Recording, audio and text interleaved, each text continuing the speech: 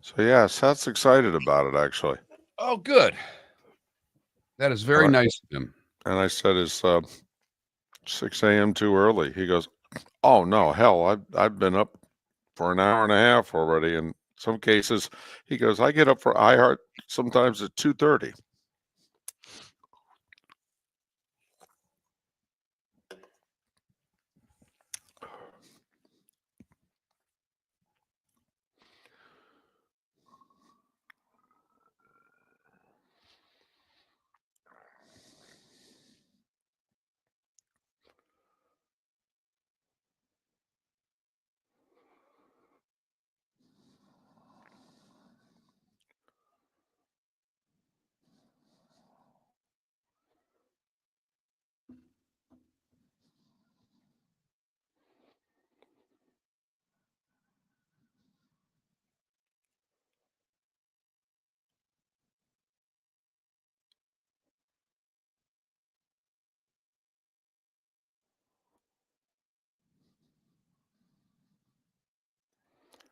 Arch, coffin ball, morning.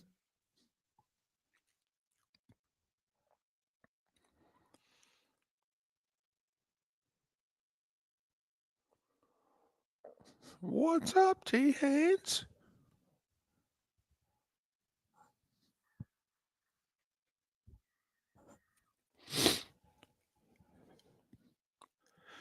Hell,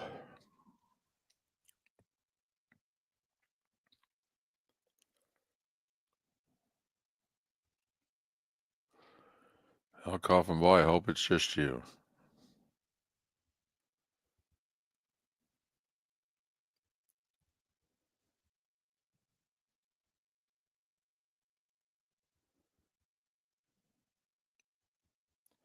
My wife watches a lot of them, Ken and Relief. She watches a lot of Dateline.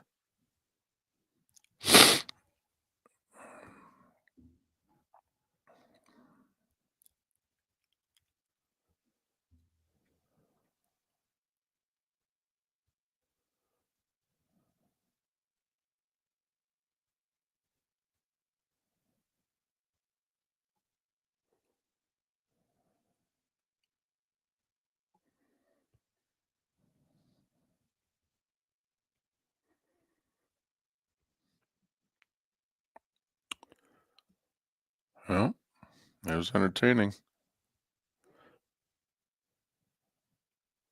No, no, no. The only time we run into Jera is if he goes on the field before the game, which he doesn't always do. He's got to be entertaining someone of note for him to go on the field.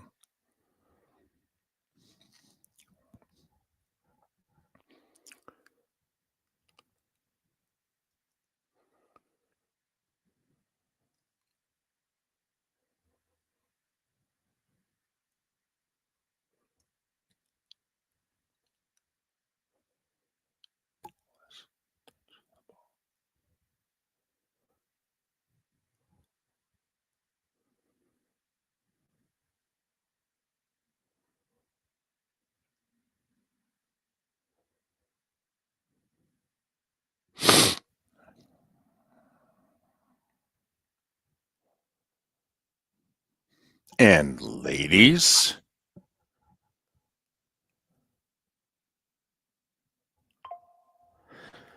uh-oh.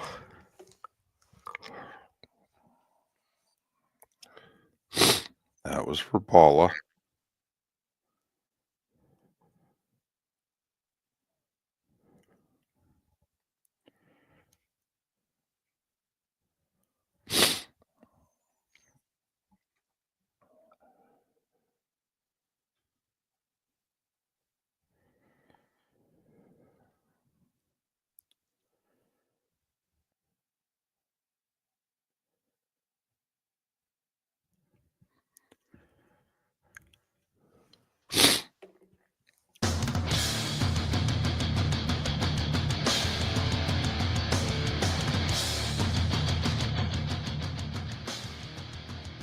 You're listening to Miller and Moulton, coming at you from the Floormeister Studios. Floormeisters, keeping it real.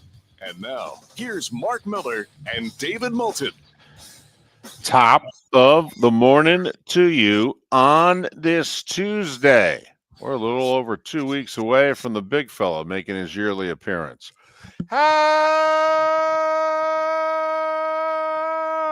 the heck are you, Miller and Moulton? MillerandMoulton.com, Miller_Moulton on X. Thanks so much for being with us. I wake up in Dallas this morning where it's clear and 50 degrees. How is the 239 this morning? It's wonderful, David. It's wonderful. Winter has subsided. It is a lovely 63 degrees and clear skies as well. Even though it's dark outside, we're just going with that. That's what the TV is telling me. All right. It's giving me time and temperature. Okay, I don't know why it's not giving me traffic. Come on, guys. Time, temperature, traffic on the twos. Come on. Miller and Moulton on this Tuesday. Well, I don't know how many people were interested. I mean, 5-7 team against a 4-8 team, but got to admit it was entertaining. No doubt, and particularly the way it ended. Crazy. A block, a muff, a pass, a touchdown. I mean, it was Leon going Lett on there in a short time. Yeah, Leon Lett, 31 years later, no snow. Yep, it was crazy. I mean, have your punt blocked, and it helps you win the game. Nuts. But sums up Dallas's year in a nutshell. Yeah, and also it ends the, see, the Cowboys were threatening to be the Dolphins, and we've compared the two a lot in the last couple of years. But, the Dolphins are 6-7, and we still have to treat them as if, they're in the playoff chase. When deep down, it's like, come on, they're not running the table. And hell, even if they run the table, odds are they're not going to make it, but they'll be close. They'll be right there. But, the Cowboys were in the same spot. Cowboys had to run the table. I mean, they had to finish a year with a 7-game winning streak, post 10-7, and see where it gets them. Now, I will say, if they had run the table, they would have beaten Washington twice. So they would have had the tiebreaker against the Commanders, and the Commanders have, 8 wins right now? But, I mean, come on. It wasn't going to happen. And so now we can quit the charade. Another team that we can almost we can't put the E next to them yet, but another team that we can effectively say has been eliminated unless unbelievable things were to happen. But yes, another team to knock off the mantle as far as a playoff opportunity. And it's seeming that, David, you mentioned it yesterday, we're going to go through the last 3-4 weeks of the season with not a whole hell of a lot to play for. Seeding, obviously, for the top teams, but there are not going to be a lot of playoff spots available. At least that's the way it appears right now. I mean, it really does appear maybe Arizona and/or San Francisco can get on a roll here and get themselves back in it. But, Mark, it looks like we have 9 teams for 7 playoff spots in the NFC. You have Atlanta, a game behind Tampa, but owning the tiebreaker with the Bucs. So they're very much still in it in the NFC South. And then you've got the Rams, a game behind Seattle in the NFC West, and also a game behind Washington, but Washington is the better conference record. So, Atlanta, even though they're 6-7, and the Rams at 7-6, just a game out of the playoffs with 4 to play, they're both still very much in it. Everyone else in the conference is a minimum of 2 games back, if not already eliminated. And then in the AFC, we only have 7 teams with winning records. And the least of those 7 are 2 games clear of 2 teams that are, still trying to, hey, don't forget about us. We're still in it. Yeah, I guess. Right. Okay. Now, if Indianapolis goes into Denver and wins this week, okay. And now the Colts are a game back of the Broncos, and they own the tiebreaker. Okay. Now they're in it, and in theory, they keep the Dolphins relevant. But I mean, 100%. Miami's going to have to win out. Miami's going to have to post 10-7 and see if that's good enough. And there's nothing that tells us they can do that. I mean, that's the No. other thing. When we're looking at all of these teams that we're talking about, whether it's Arizona or San Francisco or Miami, what gives you the indication that they can put together a winning streak like this? Nothing that this happened this regular season tells us that they have an opportunity to put together a long winning streak. But mathematically, they're still in it, so we'll pay attention for the moment. Now, I will say a couple of things can be determined. Like, there are a lot of people that don't like Dak, and they're upset that he's making what he's making, which I have to admit I don't understand. It's not your money. What do you care? And if you go, well, I'm a Cowboys fan and it's hurting our ability to compete. Really? The cap's over $250 million. The cap in 2 years is going to be right around $300 million. Okay? Honestly, it's and contracts can be reworked all the time. That's not the reason that you're not competing. Trust me, it's not Dak's contract. It's not. It's most of the rest of the roster. That's the reason why you're not competing. But Mark, there are Dolphin fans that aren't big on Tua. And they wish they had somebody else, and they're upset that he signed the contract that he signed. I will say, if you watch Cooper Rush play last night, yeah, don't say another bad word about Dak Prescott. Okay? I mean, come on now. Now, if you want to watch Joe Burrow play and go, man, I wish my quarterback was that good, well, that's a different story. But that's also first pick of the draft. Heisman Trophy winner. Led a team to a natty. It's the same with Tua. Tua, by the way, since coming back from the injury, statistically, take it for what it's worth, statistically, do you know the only quarterback that's ever put a 7-game streak together like Tua's just put together? His name's Joe Montana. I mean, Tua's playing great. Great.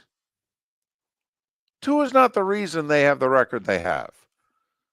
Although he tried to say it is. Me getting hurt, put my team in a bad spot, blah, blah, blah. Okay. It's nice of him.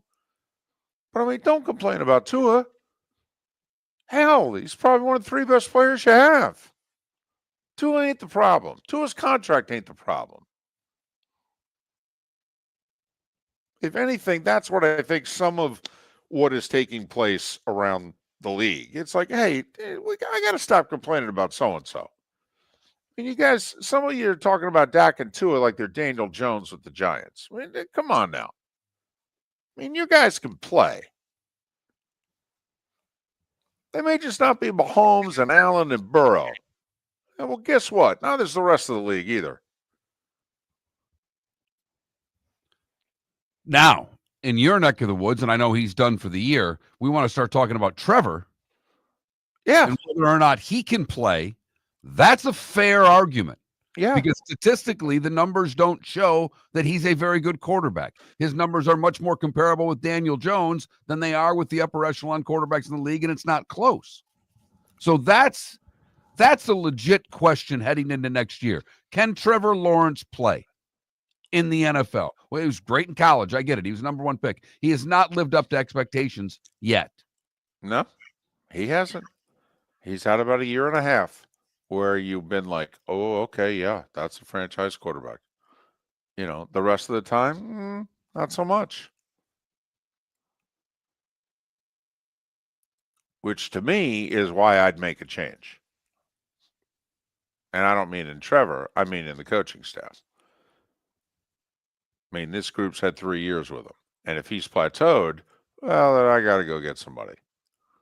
And I got to go get somebody on that side of the ball, too, because there's nothing more important than, I mean, hell, I gave this guy $55 a year, and the contract hasn't even kicked in yet. So I got to get the most out of him. Who am I going to hire to get the most out of him? But that's for another day. How about Belichick yesterday? Did you hear what he had to say? Yeah. Yeah, he's interested in this North Carolina job. Yeah. First off, on the surprise scale, how surprised are you that he wants to be the head coach of North Carolina this badly? An 8, because he is such a football guy. I mean, the college thing surprises me, but doesn't completely shock me. But I love the idea of Bill Belichick walking into a living room and recruiting a 17-year-old. Oh my goodness, a fly on the wall for that would be just unbelievable. Well, I guess he looks at NIL as kind of like being, GM in the NFL, which he essentially was. So I'm shocked, by the way. On a scale of 1 to 10, I'm a 13. I mean, I really am. I mean, if you had listed all of the potential football jobs on a piece of paper and you had put the college jobs, I would have laughed. I would have just drawn a line and put the college jobs below the line like, well, this ain't realistic. I mean, the only one, if it was an armed services job, like because of his love of the Navy, because of his dad and what have you, if the Navy job was available, which it's not, that's a job in which I could see Bill Belichick in his 70s going, okay, I'll do the Navy job. And we know why. But North Carolina. Carolina, right. I'm shocked. But, I mean, isn't he essentially going to try to replicate the Dion model? Yeah. Free agents, go to the portal and see if we can get enough NIL money to pay these kids. And I'll train you for the NFL. Trust me, I know everything about it. I mean, that's part of Dion's pitch too. Hey, come here. I'll get you ready for the league. I know a little something about it. By the way, take a look at my coaching staff. Pat Shermer, former head coach, Warren Sapp, Hall of Famer, a few other guys. Oh, we'll get you ready for Sundays. Come here.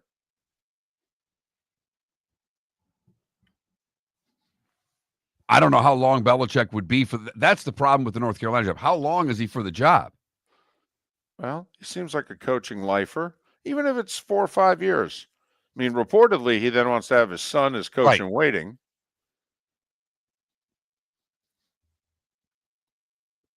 Well, nepotism is big in sports, David. We've said that before. Why shouldn't Belichick jump on board? Miller and Moulton. Great show lined up for you today. The starting 5 is 25 minutes away. Thanks so much for listening.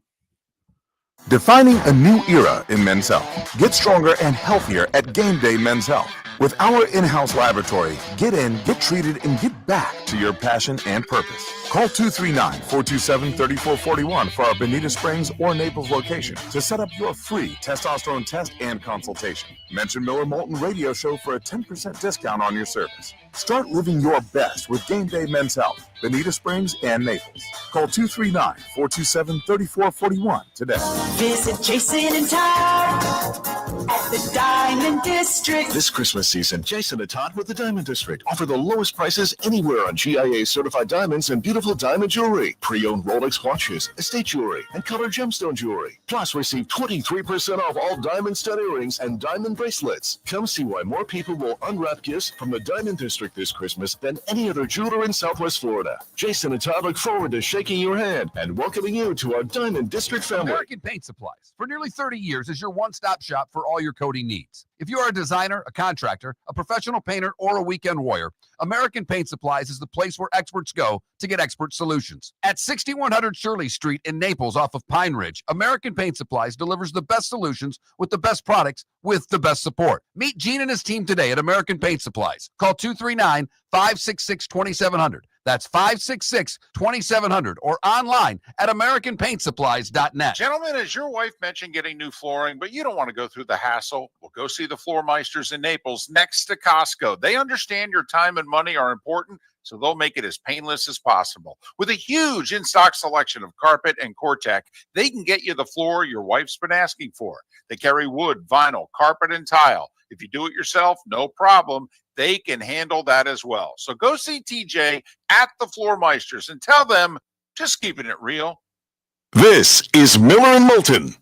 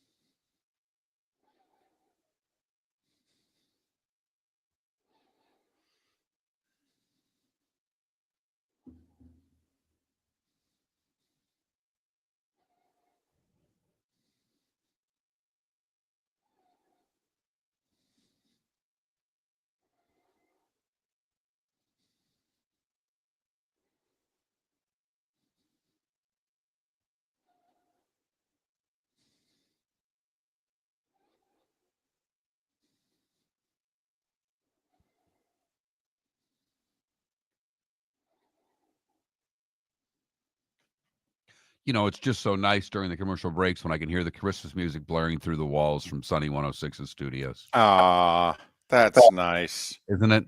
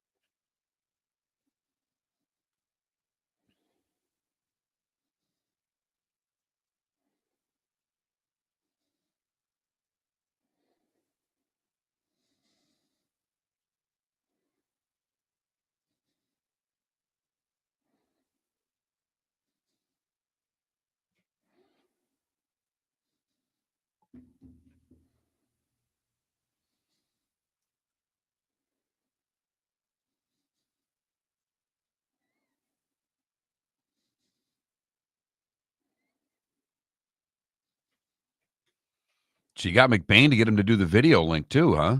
Yeah. Yep.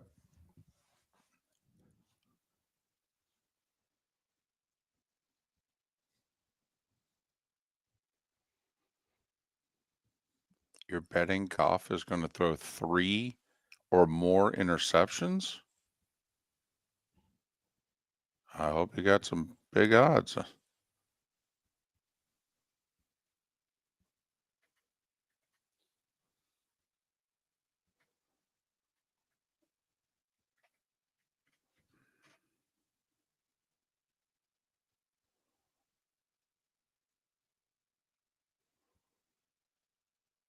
No, go Raiders. I think even though Burrow said he thinks he's having the best year he's ever had, which is pretty good, but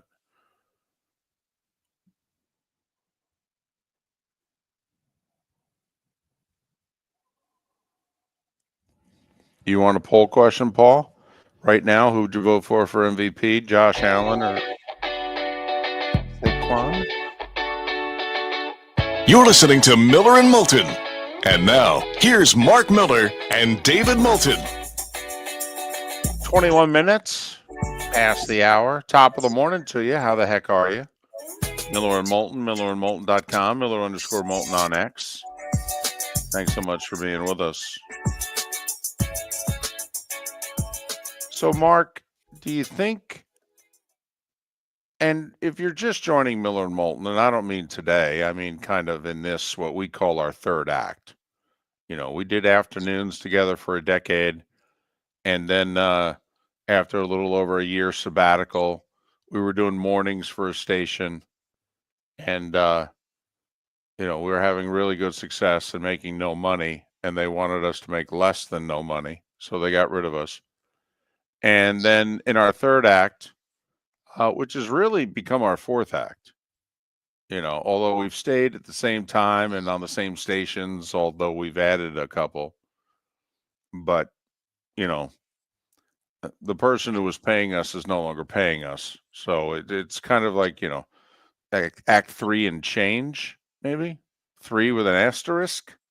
But anyway, I think it's 4. Right. But, you know, okay, our fourth act, maybe.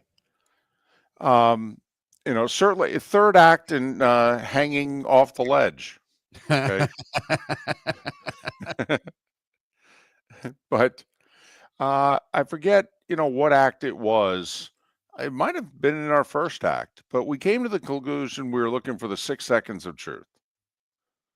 That's what we were looking for. It doesn't care if somebody gives, you know, a 6-second answer or a 6-minute answer. we're looking for the 6 seconds of truth. And did Brandon Graham of the Eagles, Mark, yesterday give us the 6 seconds of truth only to then really backtrack? Yes. Talking about A.J. Brown and Hurts and that they used to be friends and they're not friends anymore. Right.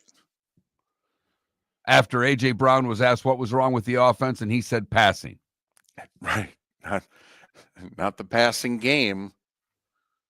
Okay. Right. What's wrong? Passing. Huh.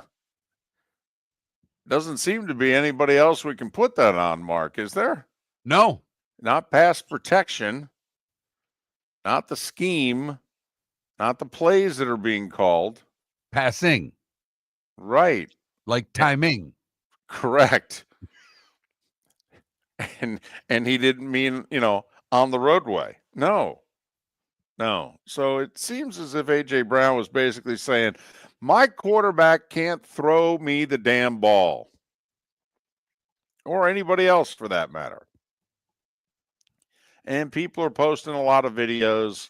Chase Daniel, the Fox broadcast Sunday, a lot of video of seemingly open receivers and Jalen Hurts holding onto the ball and then eventually running in or throwing it away. And people wondering, what's going on? Why didn't you just throw to this guy? So this, however, Mark, seems to be a good time to ask, what's the Eagles' record again? They're 10-2? I think now 11-2. 11-2. I'm sorry, 11-2. Yeah, you're right. Right. Yeah, they've won how many in a row? Like 9. That is correct, David. Right. I mean, I don't know. That seems pretty good.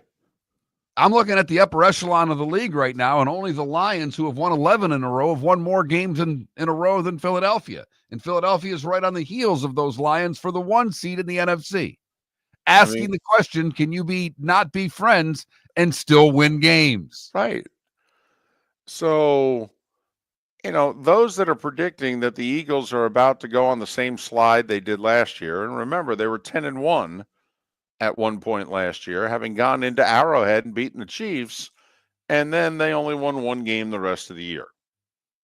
Lost 5 of their last 6 in the regular season, got whacked in the playoffs, and Nick Sirianni, a year removed from the Super Bowl, nearly lost his job. So, I mean, they're going to win the East. They've got a 3-game lead with 4 to play. I mean, hell, Saquon may win the MVP. But how concerned are you with what has been said and with what apparently is going on behind the scenes in Philadelphia? I'm concerned, but the fact that they just keep winning games eases my concern. I'm just wondering if you can get these two in a room and get them to sort it out here. I don't think this is DEFCON 5 in terms of they're not friends anymore. They don't have to be friends, but they've got to be able to work together. I mean, David, you and I have worked with a lot of people that we weren't friends with, and we're able to work with them just fine. Right. And as we would then famously say, and we'll worry about kumbayaing after the show. All right. First off, Jalen Hurts is a pleaser. Jalen Hurts is a really nice guy. Okay, Jalen Hurts can handle a diva wide receiver. Also, Jalen's smart enough. He's seen the video. He knows if he's struggling and he's not playing as well. And so, I think Jalen will be fine with A.J. Brown. To me, the question is, and me and my diva wide receivers, I love them. Yes, you do. Did a little Gruden there. I love this guy. You are you always have been. Yep. You have a soft spot for the diva wide receiver. Yeah. You know why? Just see the game-winning play? I did. In the Bengals and the Cowboys game? Yeah.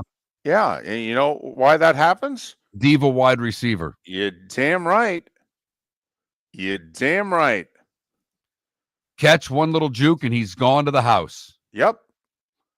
You know why? There's nobody on that field can cover him. I don't know. I think that's important.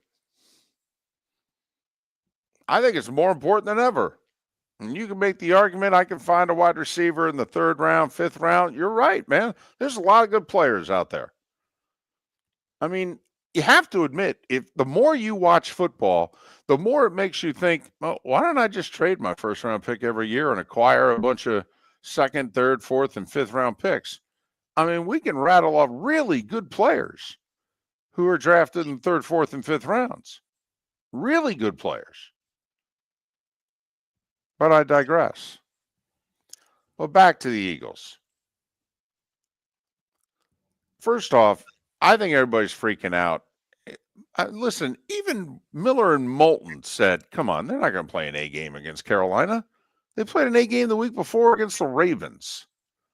You know, they got Washington, Dallas, and Kansas City and Pittsburgh coming up on their schedule here. Okay, they ain't going to play an A game for Carolina. Come on. They were 2-touchdown favorite. They're aware of that. So the fact that the Eagles were fortunate to get away with a win against the Panthers, I mean, come on, how could you not see that coming? In fact, Miller and Moulton have to question, since we said this out loud, how come we didn't take the points in the Panthers? I don't know.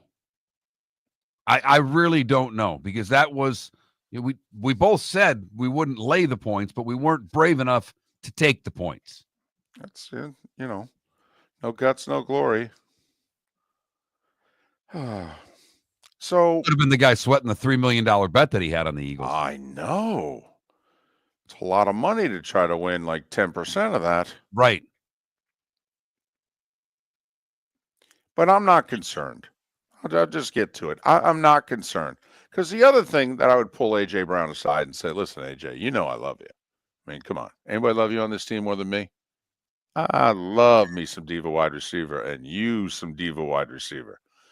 But did we pay you? Okay, we got you out of Nashville, by the way. Have you seen what's going on in Nashville? And did we pay you? Yeah, we paid you, right? You're like top 5 pay receiver in the league, right? Yeah, AJ, I love you. Be quiet. We'll work this out. All right? It's mid-December. We'll work it out. And that's where I'm at. I don't think this is a problem. I think this is something that can easily be worked out. Put them in a room, figure it out, and move on. But it hasn't affected them on the field yet. We'll keep an eye on whether or not it does. The starting 5 is next on Miller and Moulton. We started our show 18 years ago and have been fired 3 times. But Miller and Moulton have never lived on the edge like we are now. We have our best morning ratings ever and are steadily adding affiliates. Yet, we only have a few sponsors, and if that doesn't change, we cannot continue. But if you want to advertise on Miller & Moulton, reach out to one of us directly by texting sponsor to 21,000 or by contacting me on X at @MarkMiller or David at @TheDavidMoulton. You can save Miller & Moulton and make your business some serious money by texting 21,000 now. Gentlemen, as your wife mentioned getting new flooring, but you don't want to go through the hassle, well, go see the Floor Meisters in Naples next to Costco. They understand your time and money are important, so they'll make it as painless as possible. With a huge in-stock selection of carpet and Core-Tech, they can get you the floor your wife's been asking for. They carry wood, vinyl, carpet, and tile. If you do it yourself, no problem. They can handle that as well. So go see TJ at the Floor Meisters and tell them, just keeping it real. Honey, you want to come out? I haven't seen you since Glass Doctor installed our custom shower enclosure. No thanks. Well, you can't keep eating breakfast in the shower, and laminating your magazines is getting expensive. You remember we have guests coming over tonight, right? Oh, I'm sure they'd love to see the shower. It's our neighbors, and I highly doubt they want to be hanging out in our bathroom. The shower's so good, you'll never want to leave. Visit glassdoctor.com today and schedule an appointment online. The Cape Coral Police Department is growing. They are currently looking for police officers and are offering a $10,000 signing bonus to newly hired officers. If you desire a career in law enforcement, or if you are already in law enforcement and thinking about making a move to a better agency, think Cape Coral Police Department. If you're looking for a police department that is committed to excellence, that invests in the highest level of training, state-of-the-art equipment, and some of the highest compensation in all of Southwest Florida, then the Cape Coral Police Department is for you. Visit capecops.com. That's capecops.com. This is Miller and Moulton.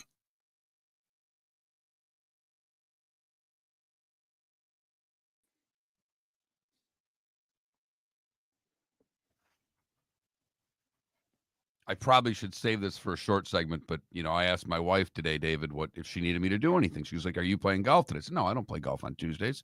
Do you need me to do anything for you?" And she says, "Yeah, can you go to the post office and get me stamps?" And you said, "Oh, wait a minute! I just saw I have a 12:42 tea time."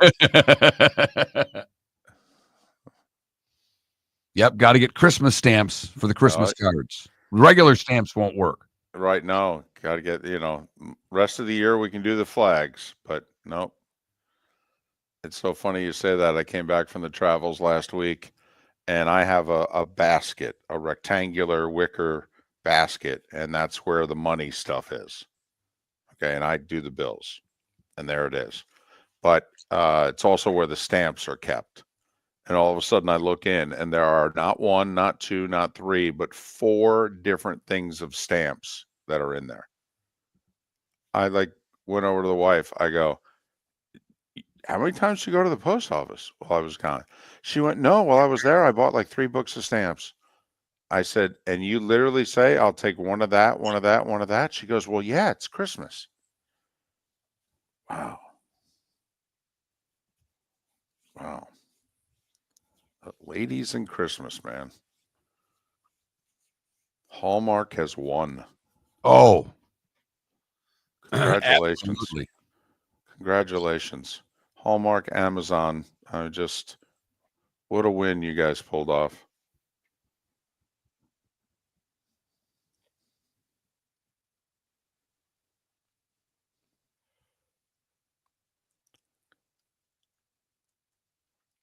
This is just for Mark. So I'm sorry, going inside baseball here for 10 seconds. So, Mark, you're aware of everything that's gone on in my and my family's life this year, right? Right. Buddy of mine the other day said, "Hey, you going to do a Christmas letter?" I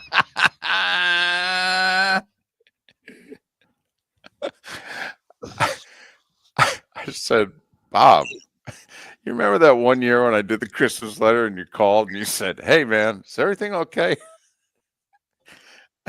I go, "Why?" He goes, "Oh, it's a little dark this year. A little dark." A little dark. Little All dark. of us are thinking that. Well, I go, God, "So fun. is this you just checking in on me?" He goes, "Yeah, I think we're all a little concerned." uh,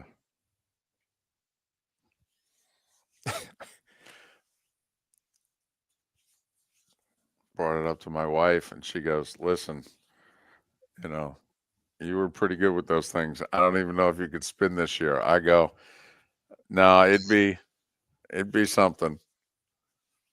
I go, "It'd be total hit or miss with that one." And Sonny, that's because Buffalo is bad. Although they're entertaining because they don't play any defense, so they make the games fun to watch.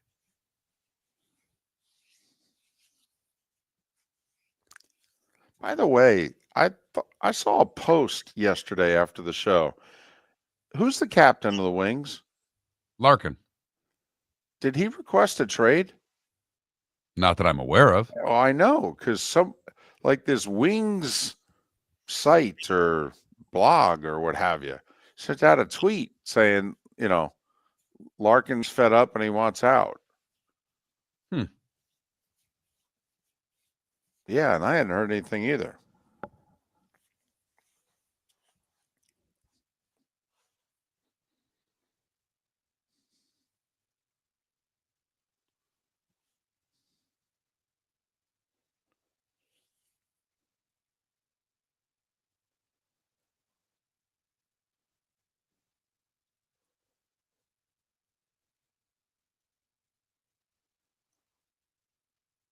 Well, Pius, I could think of a few things more lame, but didn't realize it bothered you that much.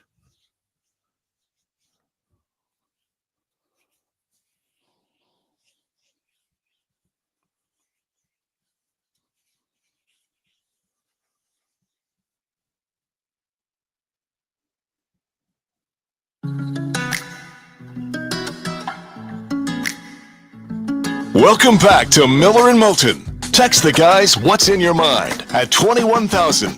That's 21000. And now, here's David Moulton. At 22 minutes before the hour, David Samson to join us at the top of the hour. David Samson at the top of the hour, the new FIU football coach. Willie Simmons is going to join us a little more than an hour from now. And Pat Kirwan will join us, but a little later than he normally does.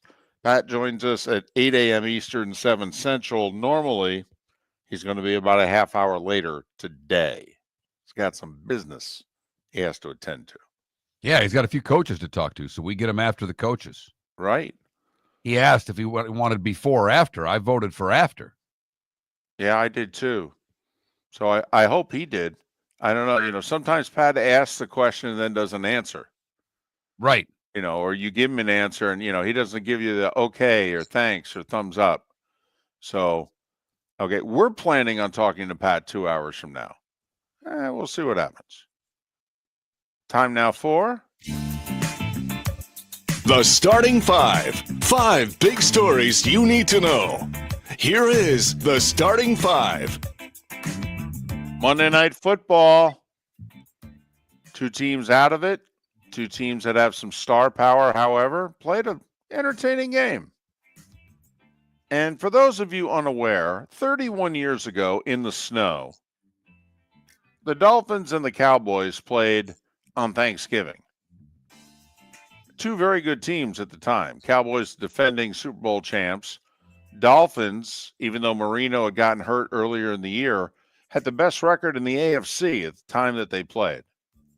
And Pete Stoyanovich lined up for the game-winning field goal, and it was blocked. Cowboys win. Only Leon Lett went after the ball, slid in the snow, touched the ball, made the ball live. Dolphins fell on it. Dolphins lined back up. This time Stojanovich's field goal was good. Dolphins won. Turned out to be the last game the Dolphins won that year. Also turned out to be the last game the Cowboys lost that year. But it's known as the Leon Lett game. Well, 31 years later in Dallas, they had one of those again. Tied at 20, 2 minutes to go. Bengals are punting. It's 4th and 26. Punt blocked, but only partially blocked. Doesn't go backwards. It goes across the line of scrimmage, and the ball is bouncing.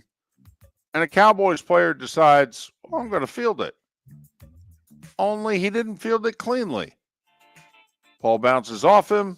Bengals go, that's a live ball. They fall on it. And so instead of having their 4th and 26 punt blocked and the Cowboys taking over around midfield, and with their field goal kicker who's got big leg, big range, they're almost in field goal position at where it is they would have taken over. And the likelihood is Dallas would have won the game. Instead, a few plays later, Joe Burrow hooks up with Jamal Chase.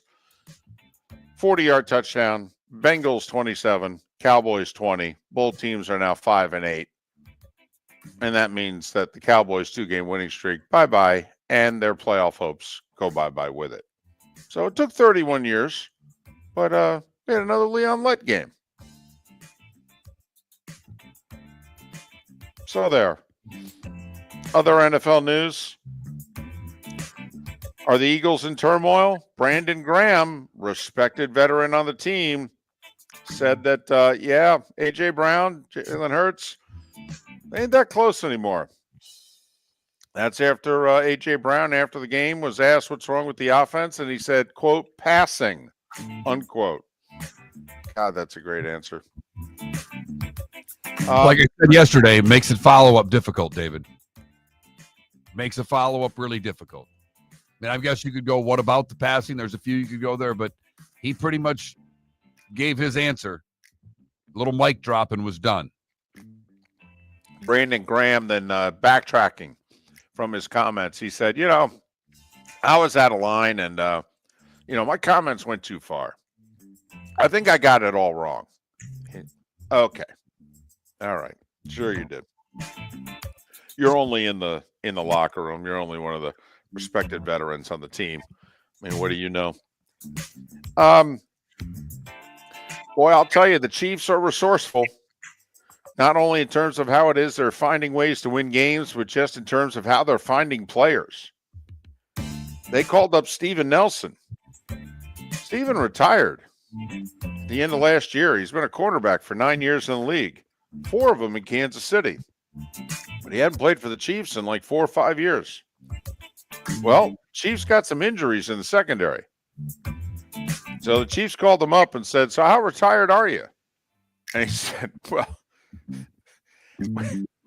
so let me get this straight. You guys 12-1, you're in first place. You got Mahomes. And, you know what? I'm not that retired, come to think of it. All right, you can sign me. Give me a few weeks to get in shape. I can get ready for the playoffs.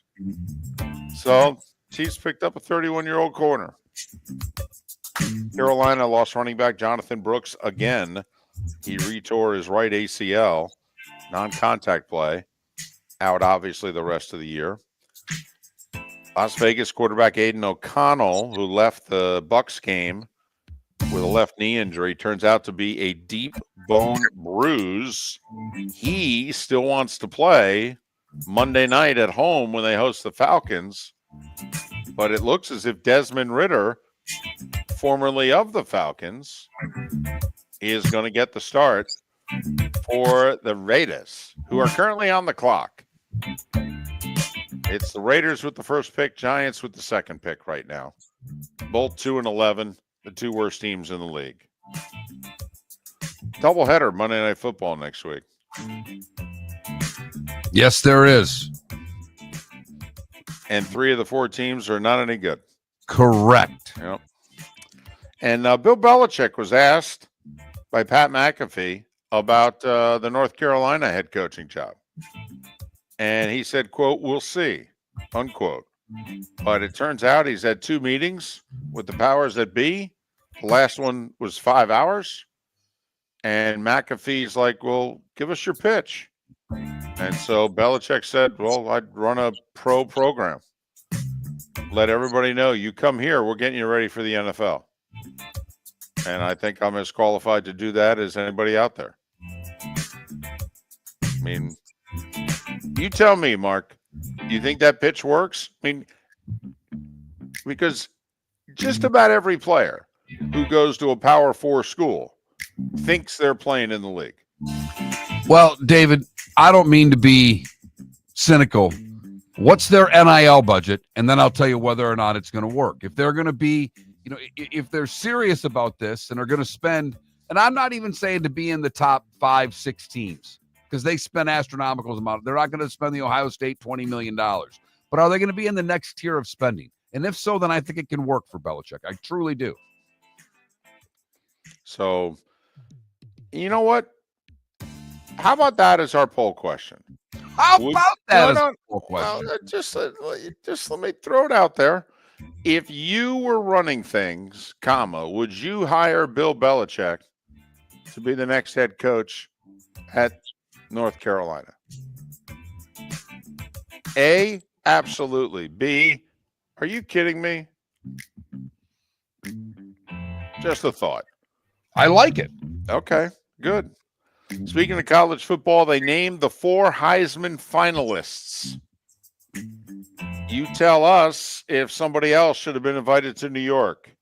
Travis Hunter and Ashton Genty, the 2 frontrunners, the versatile corner wide receiver from Colorado and the star tailback for Boise State.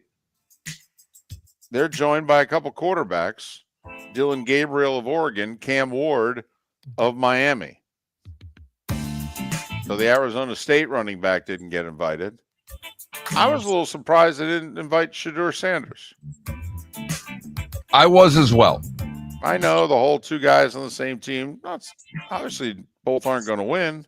Hell, Hunter may not win. By the way, who would get your vote? You had a Heisman vote. Travis Hunter. That'll probably be our poll question on Friday. We'll list the 4 guys and just say, who would you vote for? Tell you what, sponsor or no sponsor, we're racking up the poll questions. Yeah, well, we're trying. We're trying. You know, I'm negotiating with a sponsor who wants to sponsor it for January and February. I told them, I said, hey, the price is right, man. Georgia quarterback Carson Beck, we know he has a right elbow injury. We saw it. How severe? Well, they ain't going to tell us. Are you serious?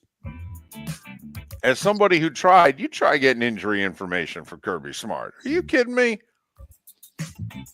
Hell. He'd look at you better than he looked at Greg Sankey after winning the SEC title on Saturday. So, what do you think? Carson Beck, 19 days from now, going to be ready to play? I think it's going to be really close. I think that, thank goodness for Georgia that they won the football game, because it would have been a real problem if they had lost in overtime and they were going to want Beck to play next Saturday. Well, I think the extra time off is critical if he's going to play. Well, first off, let's be brutally honest. I mean, the committee has got to be, they must have gotten drunk with happiness when Georgia won, because after what they did and the reasons why they did it last year, Georgia, A, would have become a 3-loss team with a loss in the title game, and B, remember, not only is Beck hurt, but the backup quarterback just got his head taken off, okay, on the play before they won. So they could have also been down to their third-string quarterback, just like Florida State was last year when they were what? Left out of the playoff. So that would have been a hell of a dance the very next morning, them explaining why it is Georgia's still in the playoff and why they're seated where they're seated. I'm sorry, you left an unbeaten team last year out of the playoff entirely. Now you have a 3-loss team down to their third-string quarterback. Where are you seating them again? Oh, they get a home game? Huh. Interesting. Yeah, the committee had to be, seriously, if I was on the committee, I would have gotten hammered Saturday night toasting Georgia. They saved the committee, did the dogs. I digress. Mark, I don't know if you're aware, but the transfer portal is officially open. Yes, it is. And there's 4.3 million players who are in it. Two of note, Duke quarterback Malik Murphy. I don't know if you saw him play this year. He can play. Led him to a 9-3 record. Trust me.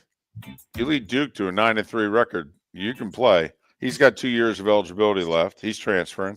And Wisconsin quarterback Tyler Van Dyke, who started his career with Miami, got hurt third game of the year this year with Wisconsin. He's transferring. He's got a year left. One other college note, Michigan AD Ward Manuel got a contract extension. He's on the job through 2030, or at least he's getting paid through 2030.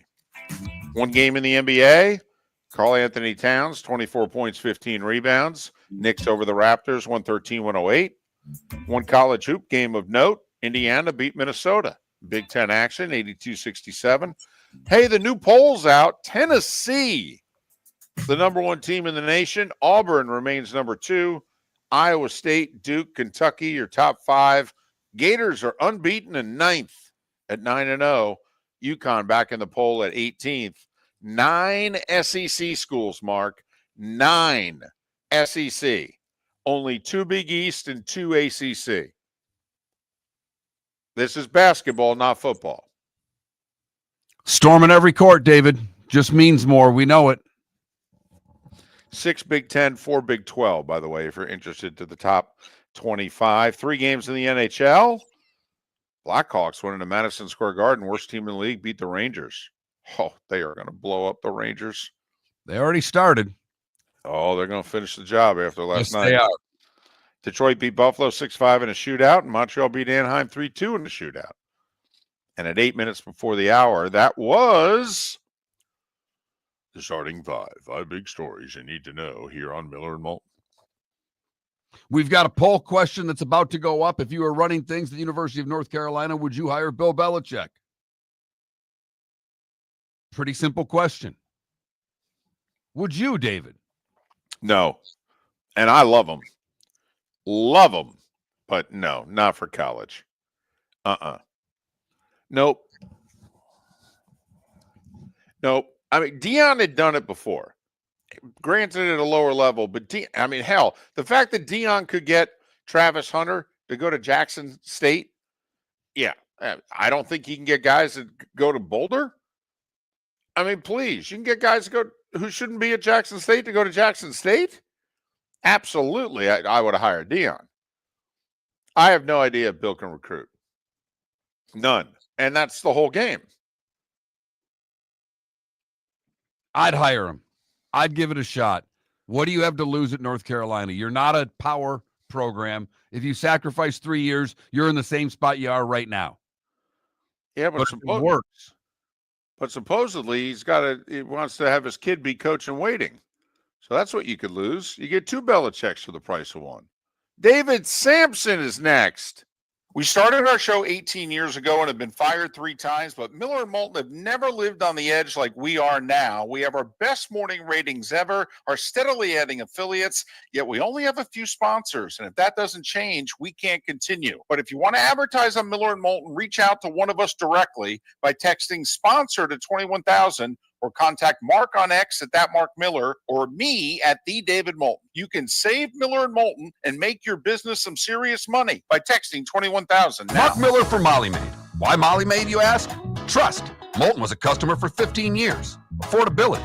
Didn't I just say Moulton was a customer for 15 years? Worry-free services. Our professional house cleaners are fully insured and a 24-hour warranty. Call Molly Maids today at 239-774-5839. That's 239-774-5839 or online at mollymaid.com/FTMYERS. That's mollymaid.com/FTMYERS. Wine glasses never fall over until you get a brand new rug.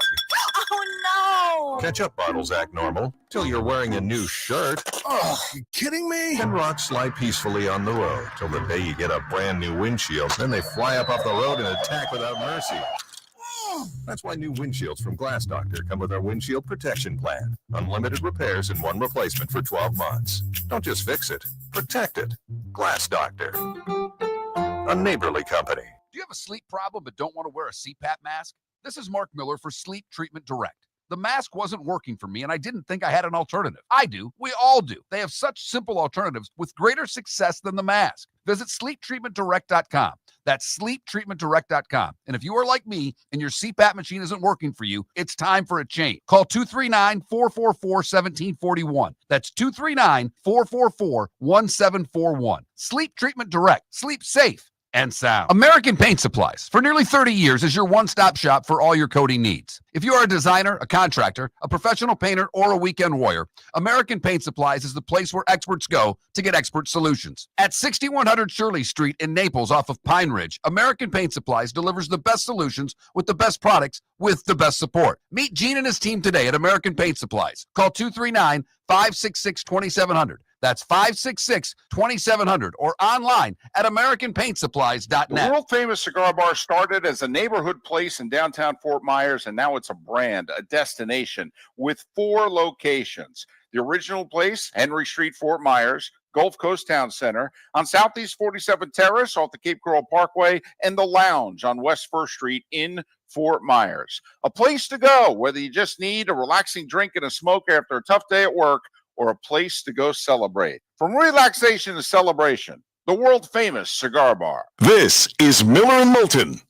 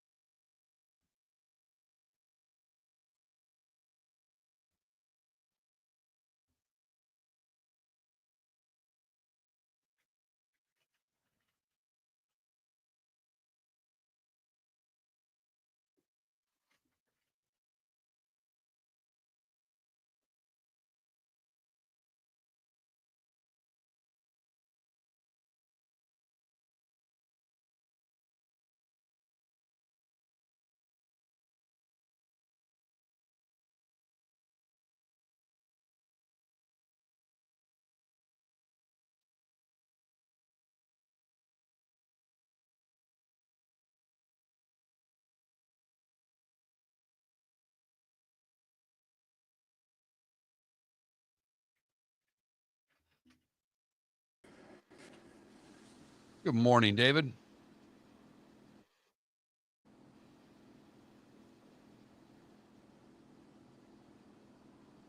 I hear something, but not you. Can you hear me? Yes. Can you hear us? Can you hear us?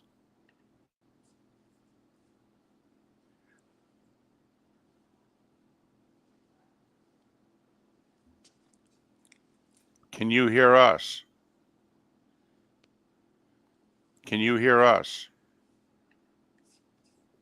Apparently not. Huh. Hello, hello, hello, hello. Hello, hello, hello, hello. Hello, hello, hello, hello.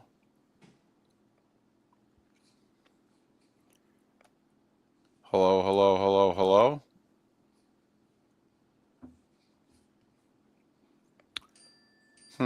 Yep. Yep. Far away. That was me. I mean, I hear him. Yeah, we hear you. That was me texting him. Yeah. And he cannot hear us. And I don't know why.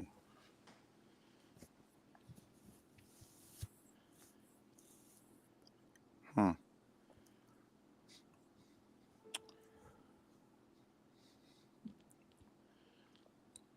I have no idea why. Does he? You want to call him? Put him on that way? Hello, hello, hello, hello. Nope. Okay. David's saying for us to wait.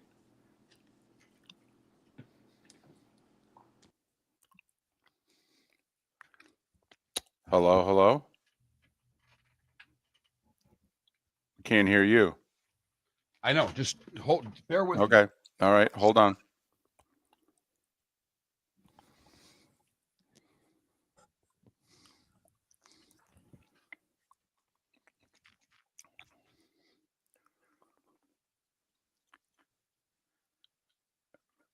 David.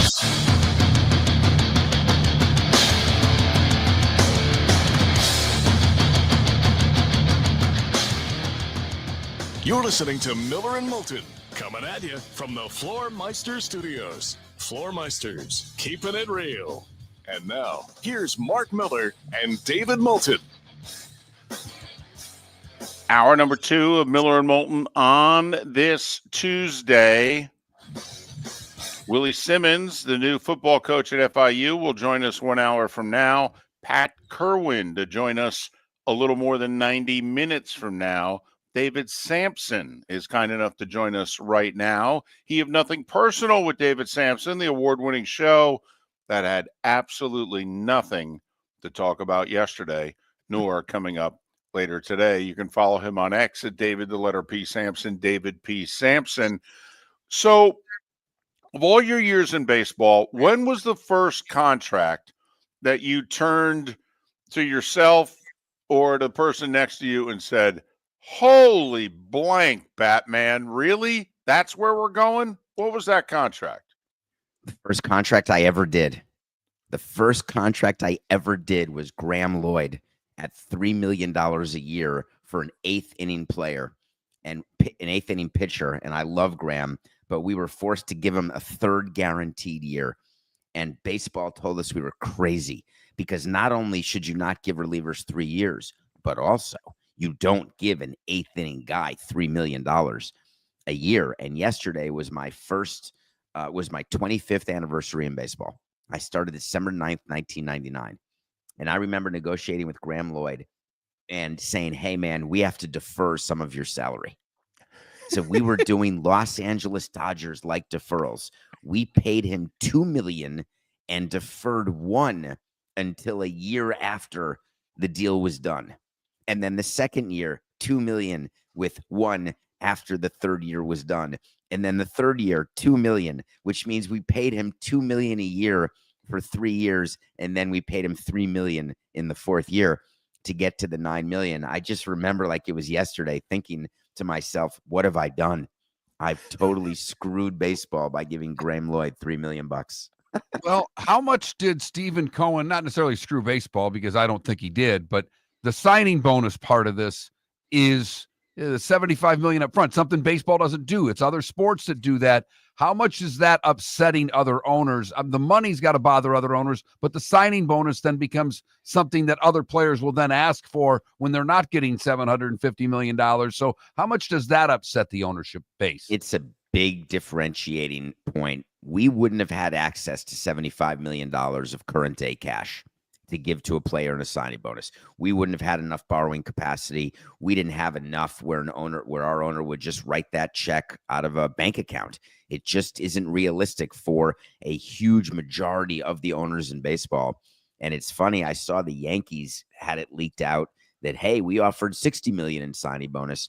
That's a tremendous cash outlay for the Yankees too, who have a lot of debt themselves. So you're right. That is a way that owners can take advantage of their position, especially one like Stephen Cohen. Well, that's going to be the future then, right? Because here's the other thing. Signing bonus, my understanding is a signing bonus, you get taxed based on where your residency is. So now, whether this is true or not, Juan Soto is of the belief that that $75 million, because he calls Florida home, is tax-free. And obviously, that's a whole lot different than if his residency was New York, because he'd lose half of that. Yeah, and in baseball, it's not even about where your residency is at all, because you get taxed according to the number of games you play in each jurisdiction. So if you're a Yankee player, you play in New York for 81 games, you play the Mets for 3 games, that's 84 out of 162 that you're in New York. And it's possible that players argue that they count spring training as part of their work. So Florida is looked at as a percentage of their salary. But I'll tell you that the IRS looks at this stuff when it comes to auditing, and you have to be very careful. I know it's very convenient and for PR to say, oh, I'm a Florida resident, I'm not going to pay this tax, or I'm Shohei Ohtani, I'm not going to pay taxes on the $68 million I get 10 years from now because I'll move out of California and move into Florida. The general rule is you get taxed for where the work happens. And it's hard to argue to the IRS, this signing bonus was just because they love me as a Floridian. Nah, the signing bonus is because you're going to be a New York Yank. Funny, 4869. The signing bonus is because you're going to be a New York Met. So you're a New Yorker for purposes of this. So it's interesting, this whole tax situation. But again, that's not the signing bonus story at all, David. Soto, unlike Ohtani, doesn't make $60 million a year in endorsements. Soto wanted current day cash, whether it's to buy a house or take care of his family or to do whatever he wanted to do. He wanted money up front.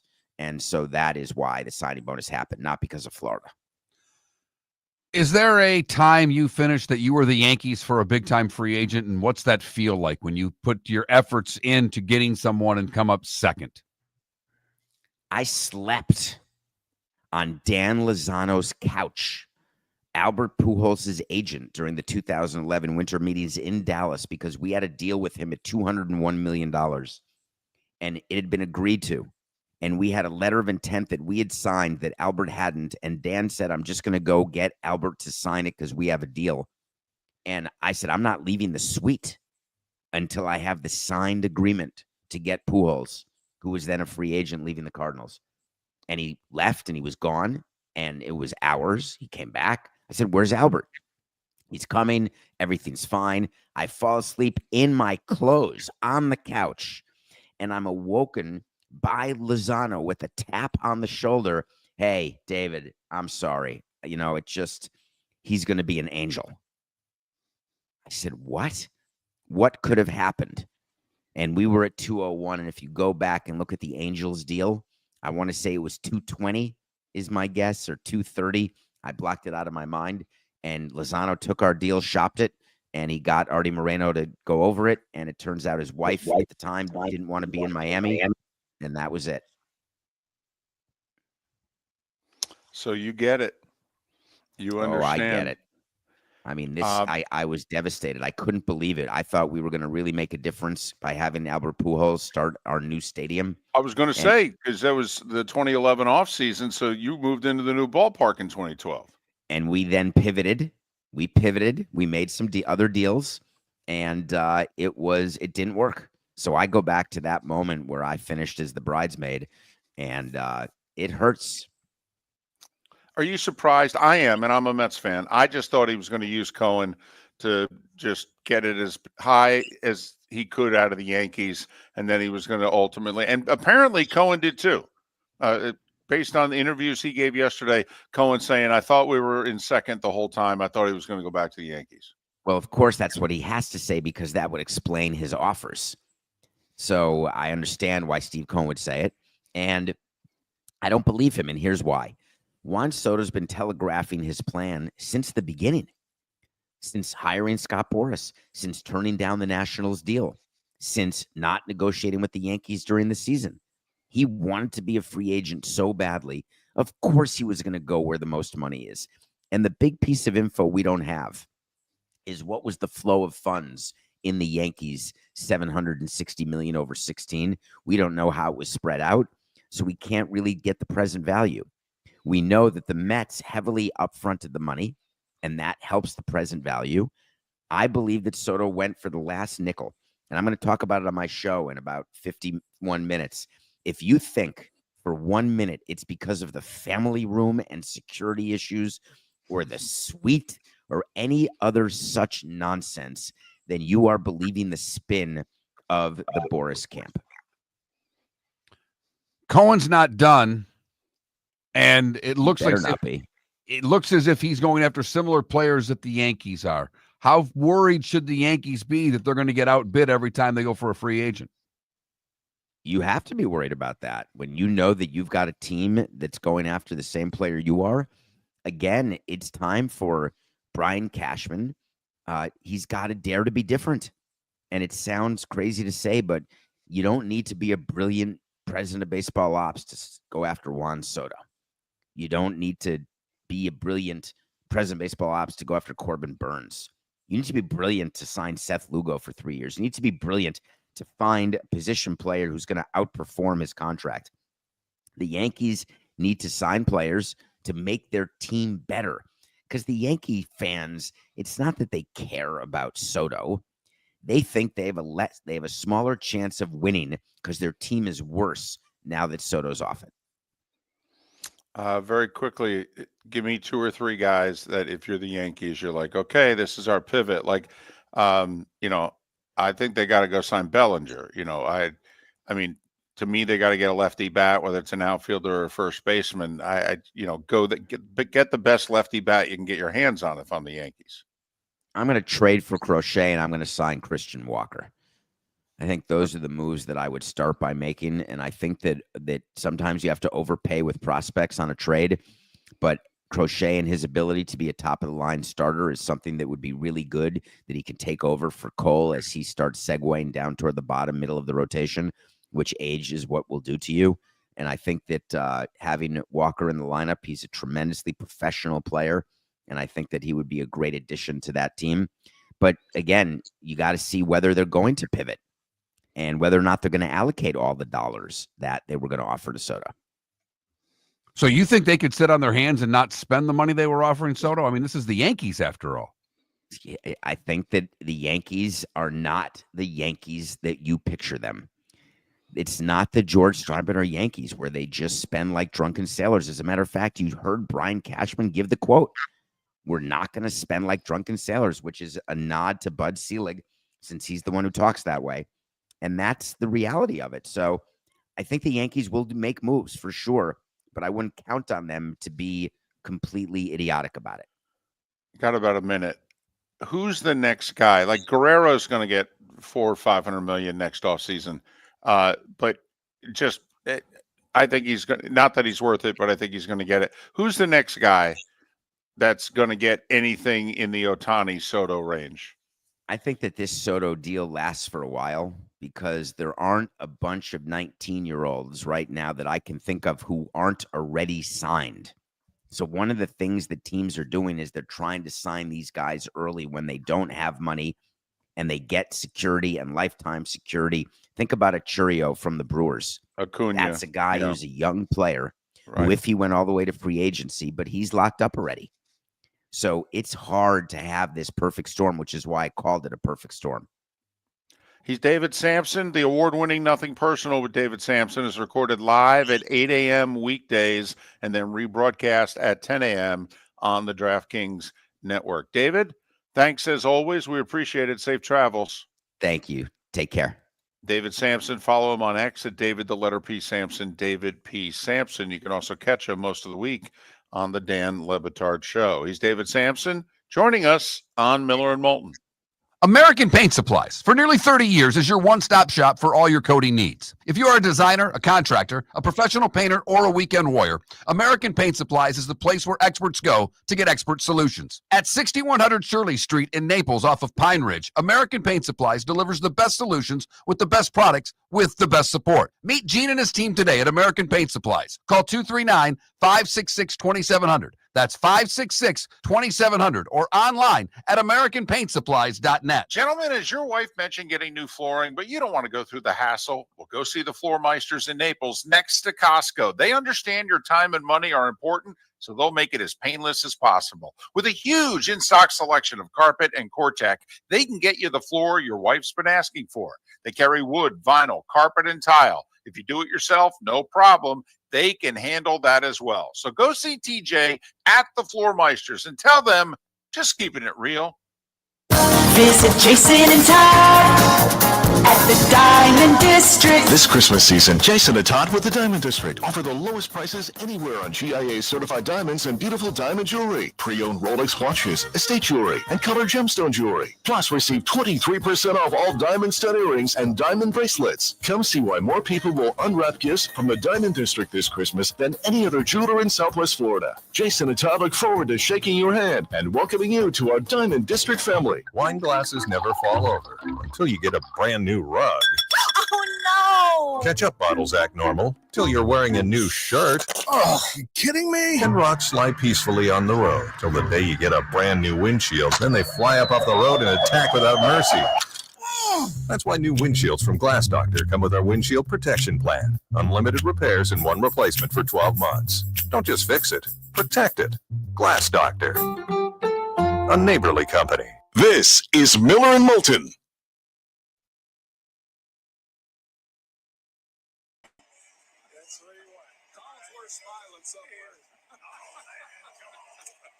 know he's watching his Bengals are on TV. He's having a house party. He is. He's got his little Bengals PJs on, ready to watch. So before I start this.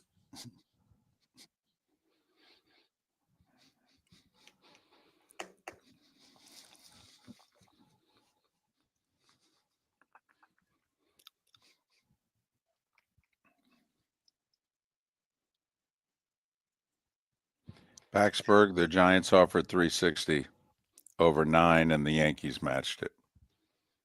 And Judge and his agent said to the Yankees, match it or we're going west, and the Yankees matched it. So it seems as if at the time, that's all the money there was. What was interesting was that Steve Cohen said, yeah, we're not going, I'm not going to do battle with the Yankees over Judge. Kind of like, that's a Yankee. I'm staying out of that. I'm not going to go there. Soto was a rental.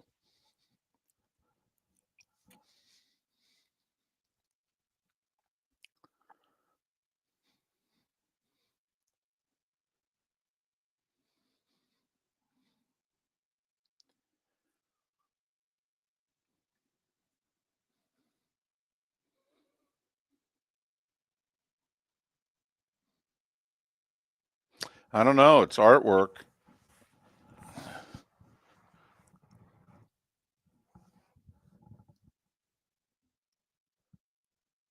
I don't know what it is. It looks as if it's just the way your angle is. It looks as if it's not on the wall, as if it's almost suspended from the ceiling. It's right, and it's on the wall. Oh, I know.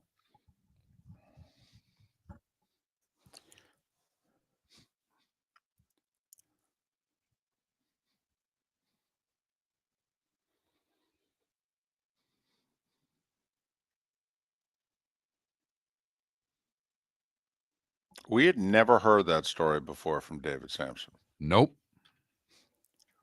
Was literally the one question I wanted to ask, hoping that we'd get something. Those were two really good stories he gave us right off the top.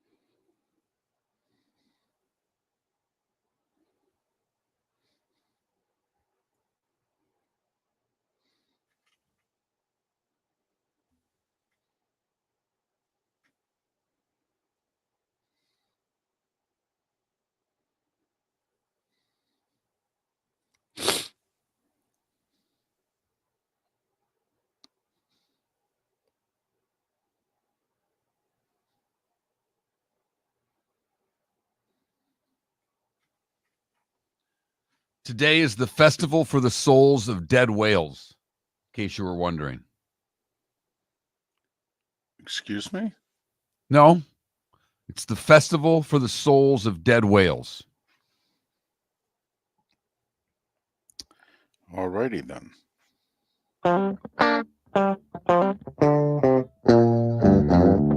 You're listening to Miller and Moulton. And now, here's Mark Miller and David Moulton. 21 minutes past the hour.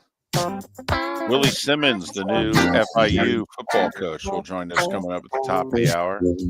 That's normally when Pat Kirwan joins us, but Pat's actually interviewing a few NFL head coaches for his show later this afternoon on NFL radio. So he's like, hey, I'm a little busy at 8. Can we do like 8:30-ish? We go, absolutely. So Pat Kirwan, a little over an hour from now. You know, we've gotten to know David Samson, you know, a little bit, a friendly professional relationship that we've had. We've never broken bread with him or anything. We'd like to one day. But you'd be really nervous.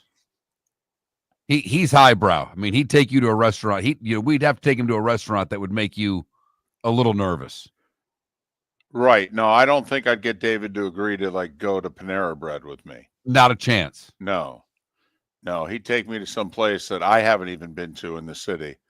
And I'd be like, oh man, there's like tablecloths and cloth napkins and everything. Right. Right. What are we doing here? You know, is that a salad fork? Come on. What do you bring me here for? So we've heard quite a few stories in the handful of years we've been talking to him. You ever heard the Poole story before? No. And driving in this morning and even yesterday with the whole Soto thing, I was thinking that was the one question I wanted to ask David. Did you finish second? Not knowing what we'd get, but knowing he'd done it long enough that there had to be a story of finishing second. Sure. Didn't know he was going to be sleeping on Pujols' agent's couch. By the way, would that have changed anything? You know, they opened up the new stadium in 2012, and instead of Mark Burley and Jose Reyes and who they ended up signing, if their big whale, if you will, was Albert Pujols, who had just led the Cardinals to their second World Series in 6 seasons? I don't know, David. I really don't know if it can ever work there from a standpoint of stable, good know. attendance. I don't know if it ever works there. I mean, he was the best player in baseball at the time that they finished second for him. I mean, he was 30, 31 years old. He was the best player in baseball. Bonds had been done for 3 years. I mean, at the time that he went to the Angels, he was the best player in the sport. Trout hadn't broken in yet. I mean, that was the whale. And Miami loves their stars. Yeah. And a new So I do stadium. think it would have brought attendance early that maybe they didn't get. So, wow. Hadn't heard that one before. Love the fact he's still sweating over the Graham Lloyd contract. 3 years, $9 million for a lefty setup guy. That's hysterical. And the fact they had to defer the money. Love the deferred payment. We need an extra year to pay this off. Looks funny in retrospect. I love when I saw an old Sports Illustrated cover yesterday. It was the early 80s, and it literally listed all the players making $1 million in Major League Baseball. It was like 20-something. And they listed it from top to bottom. That was the cover of Sports Illustrated. Salaries in Major League Baseball. Those making $1 million or more, which 40 years ago was outrageous. Soto's going to make more than the Marlins next year. Forget the signing bonus. No, I'm just talking about the $51 million. That the thought is the Marlins payroll will not be Juan Soto's 2025 salary. Tells you about where the Marlins are. I thought And I it saw does also tell you at the same time, there'll be a team with a low payroll that will compete in the time while Soto's with the Mets. There will be the comparison when one of these teams gets young players and gets hot and makes a little run at a wild card against the Mets, let's say, and they'll be comparing Juan Soto's salary to that team salary of, be it the Marlins, the A's, the Rays, making a run towards the postseason. But I forget how many years it is. It's like a 7 to 10 year period of time. But over the last 7 to 10 years, the Mets contract with Soto is more than the Pirates have spent on their payroll. It's why you don't need a salary cap in the sport. You need a salary floor in the sport. Which the owners would never agree to. There's only one time I think the players in a serious moment said, well, we don't want a cap, but you do know in order to have a cap, you have to have a floor. And the owners ran from that. No way. Because remember, the floor in the NFL is 85%. And you have to get there. Now, you can do, tricky math in the NFL so that your cash outlay is actually not 85%, but the way it appears on your cap is 85%. And then, of course, you obviously can do it where it's different than that, where your cash outlay is actually higher than the cap, but your cap says your payroll is blank. But, yeah, NBA and NHL, I think, also have floors, don't they? Yes. Even though some teams are very good, particularly in hockey, about not spending it. And the other thing the other hockey problem that most of you follow sport are aware of, the stashing the guy on the IR, bringing him off the IR in the postseason when the salary cap doesn't count. So they all have their little quirks about how you can manipulate them, with the exception of baseball that has nothing. So our poll question today is about Bill Belichick, who apparently really wants the North Carolina head coaching job. And there are two factions reportedly going on at North Carolina. Those money people who want Bill and only Bill. And the money people who are like, anybody but Bill. What in the world are you thinking? So we asked that as our poll question. Would you hire Bill? It's what? Absolutely and not a chance. Because you're not a chance and I'm absolutely. I And that's know. exactly the way the early voting. Right now, early voting is split 50-50. Wow. Wow. I know the first 3 votes that came in were all absolutely because I was the 4th vote and I voted not a chance and I was the only one that had voted that way. And I go, seriously? We doing this again? Man, I'm going to get very anti-poll question all of a sudden. I'm never in the majority. You're an independent thinker, David. Well, I am that, but I still every now and then I'd like to be on the 51% side. Join Team Wheat Thin, and maybe one day you can be. That's I got a funny. text yesterday from one of our sponsors, Chris from American Paint Supply, sent me a text because he had to ask a business question. But he started off by saying, A, Triscuits are the preferred delivery method for a meat and cheese tray, which is just Triscuits are cardboard. But he then he had a couple other questions for me. But the Triscuit wheat thing just won't go away, David.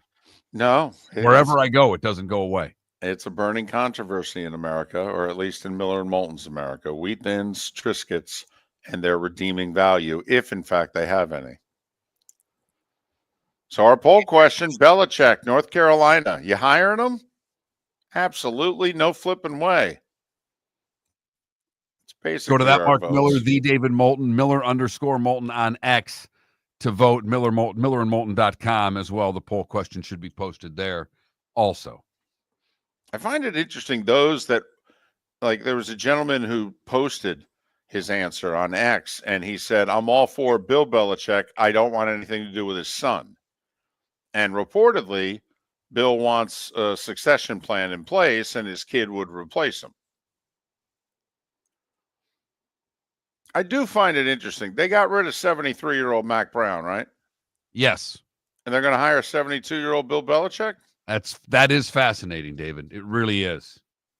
Mac, who's the people person and a proven recruiter and what have you, and Bill, who's not either.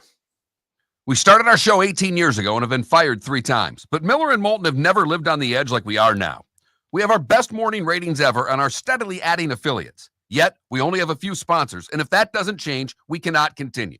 But if you want to advertise on Miller and Moulton, reach out to one of us directly by texting sponsor to 21,000 or by contacting me on X at @MarkMiller or David at @TheDavidMoulton. You can save Miller and Moulton and make your business some serious money by texting 21,000 now. Mark Miller for Molly Maid. Why Molly Maid, you ask? Trust. Moulton was a customer for 15 years. Affordability. Didn't I just say Moulton was a customer for 15 years? Worry-free services. Our professional house cleaners are fully insured and a 24-hour warranty. Call Molly Maids today at 239-774-5839. That's 239-774-5839 or online at mollymaid.com/FTMYERS. That's mollymaid.com/FTMYERS. Gentlemen, as your wife mentioned getting new flooring, but you don't want to go through the hassle, well, go see the Floor Meisters in Naples next to Costco. They understand your time and money are important, so they'll make it as painless as possible. With a huge in-stock selection of carpet and Cortec, they can get you the floor your wife's been asking for. They carry wood, vinyl, carpet, and tile. If you do it yourself, no problem. They can handle that as well. So go see TJ at the Floor Meisters and tell them, just keeping it real. The Cape Coral Police Department is growing. They are currently looking for police officers and are offering a $10,000 signing bonus to newly hired officers. If you desire a career in law enforcement, or if you are already in law enforcement and thinking about making a move to a better agency, think Cape Coral Police Department. If you're looking for a police department that is committed to excellence, that invests in the highest level of training, state-of-the-art equipment, and some of the highest compensation in all of Southwest Florida, then the Cape Coral Police Department is for you. Visit capecops.com. That's capecops.com. This is Miller and Moulton.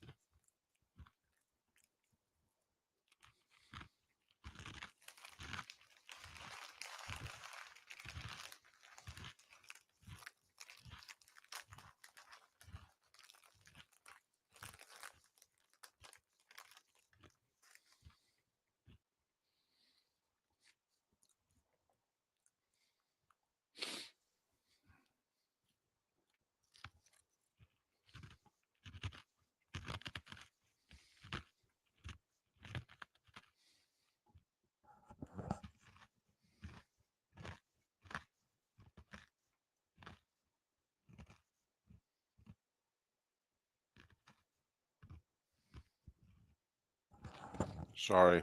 Meat and breakfast. Chex Mix.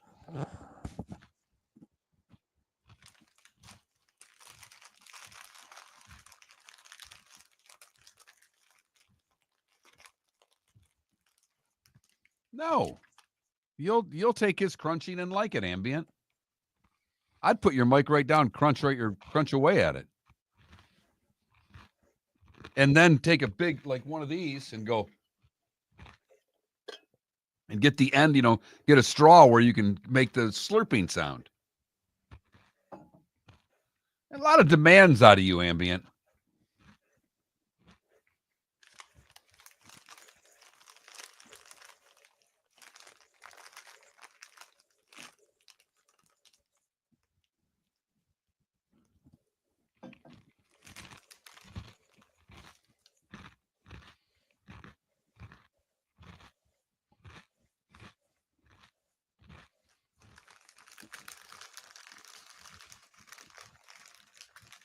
FIU's only had 4 winning seasons in 21 years.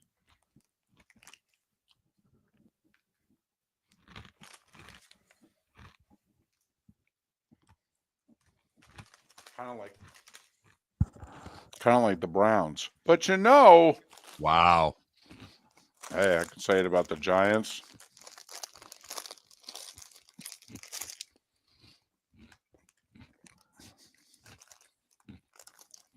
Only had 2 in the last 13.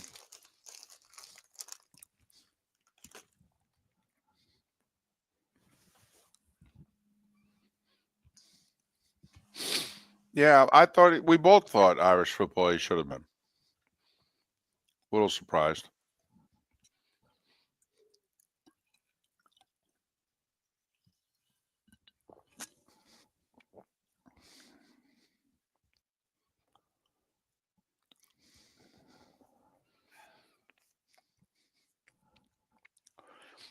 It's another interesting thing about this college football season. Think about it. Dylan Gabriel has been around a long time. We know who he is if you're paying attention to the sport. He is the quarterback of the clear, undefeated number 1 team in the country. And he's put up major numbers. And he actually has accounted for more touchdowns than any quarterback in the history of college football. And he has no chance of winning the Heisman. He's going to finish at best 3rd. In past years, where would Dylan Gabriel have been in the Heisman race? Probably 1st. It'd be over. Done.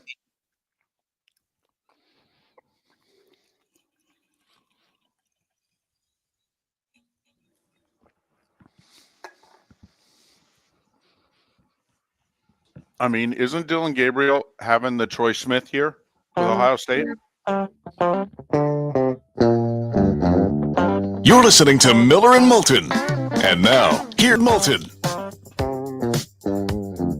22 minutes till the top of the hour. Willie Simmons, the new FIU football coach, will join us then. Pat Kirwan normally joins us then, but he's going to join us 1 hour from now.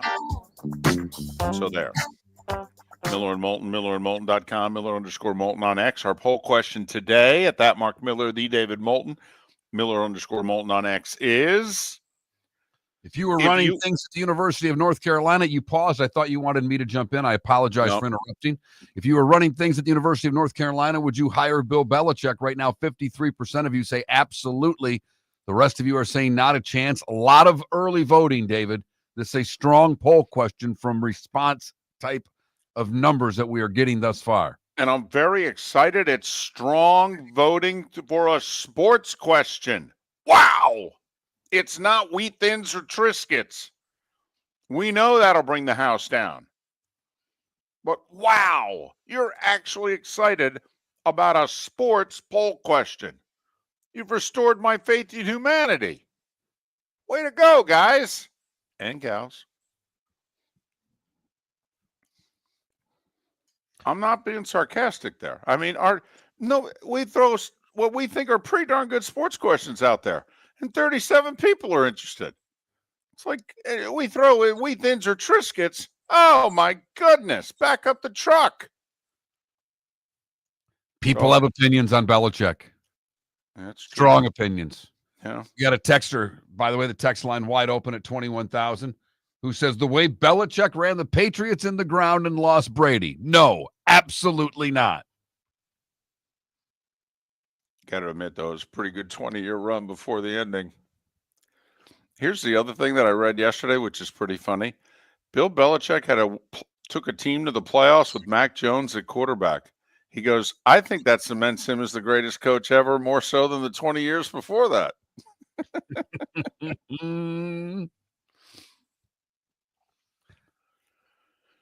So there you go. That Mark Miller, the David Moulton, Belichick to North Carolina. I'm shocked. Shocked about this story.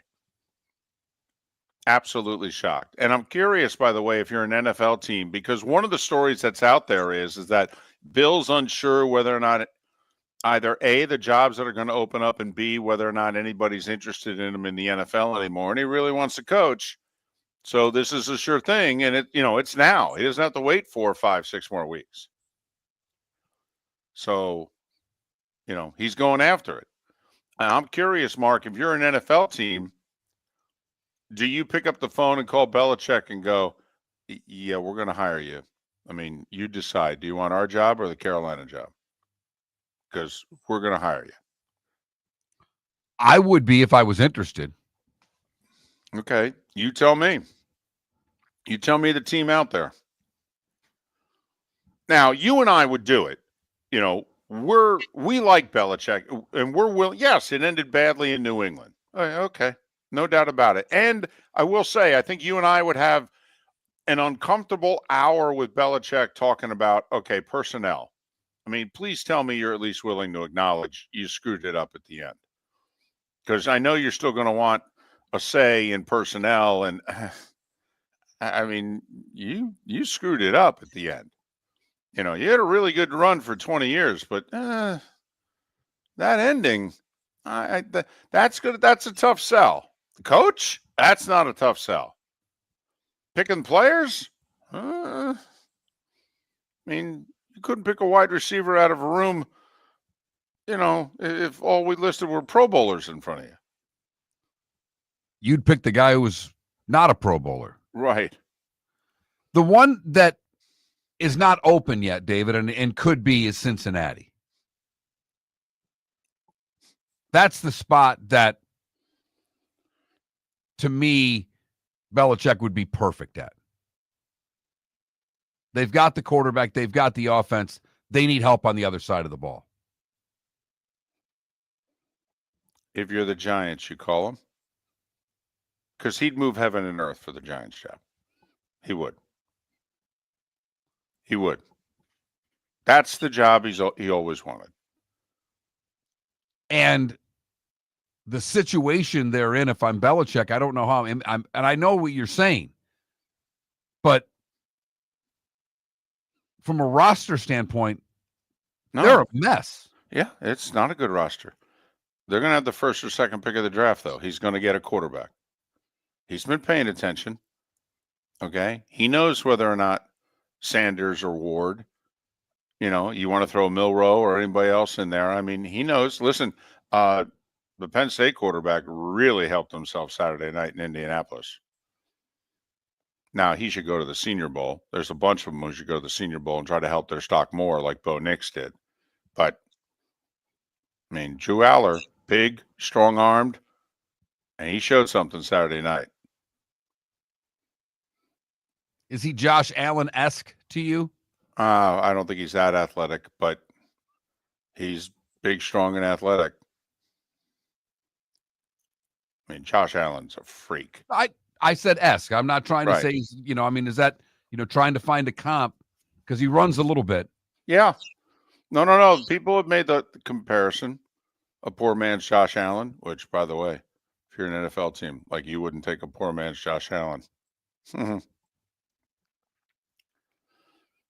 But I'm just curious, if you're John Merritt, trust me, they have each other's phone number. You just pick up the phone and say to Bill, we're going to be calling in a month. Okay. And if that's the case, he's taking the job, isn't he? The Giants job? That's automatic. That's a dunk, right? Yeah. He'd leave his girlfriend for the Giants job. Well, I know.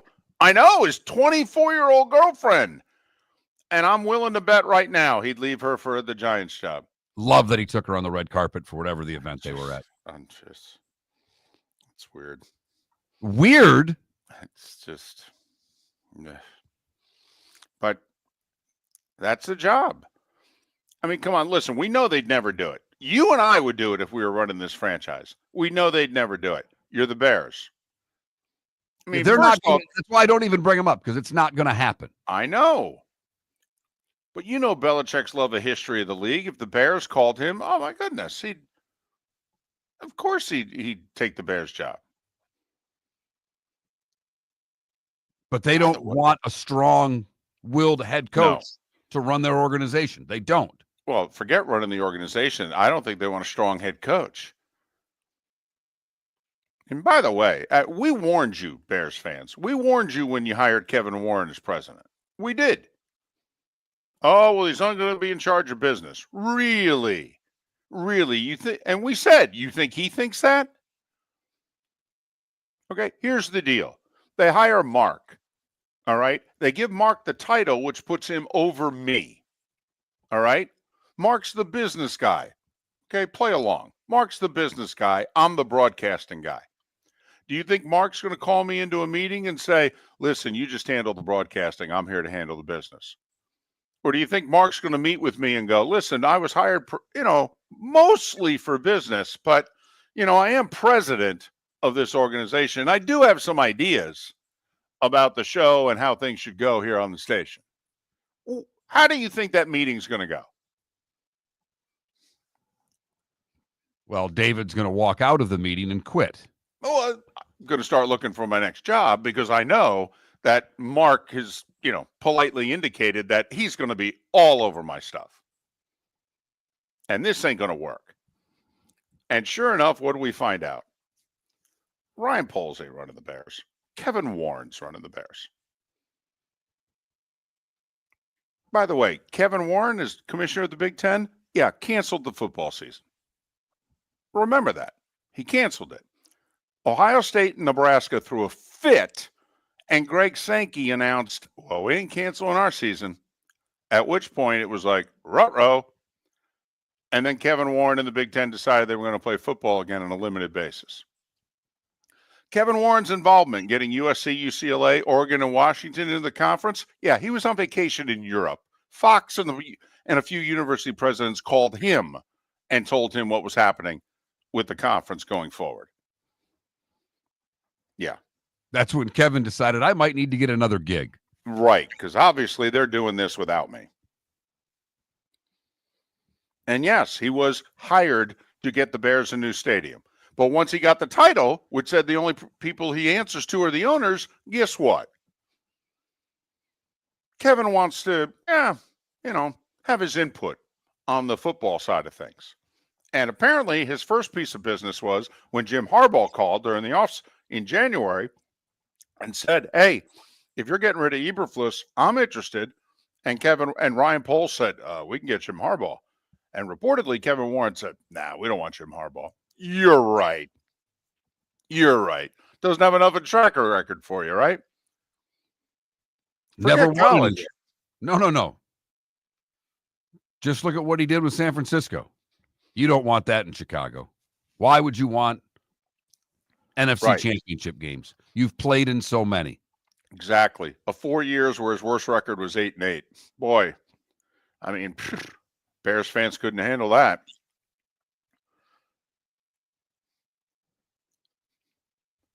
Right.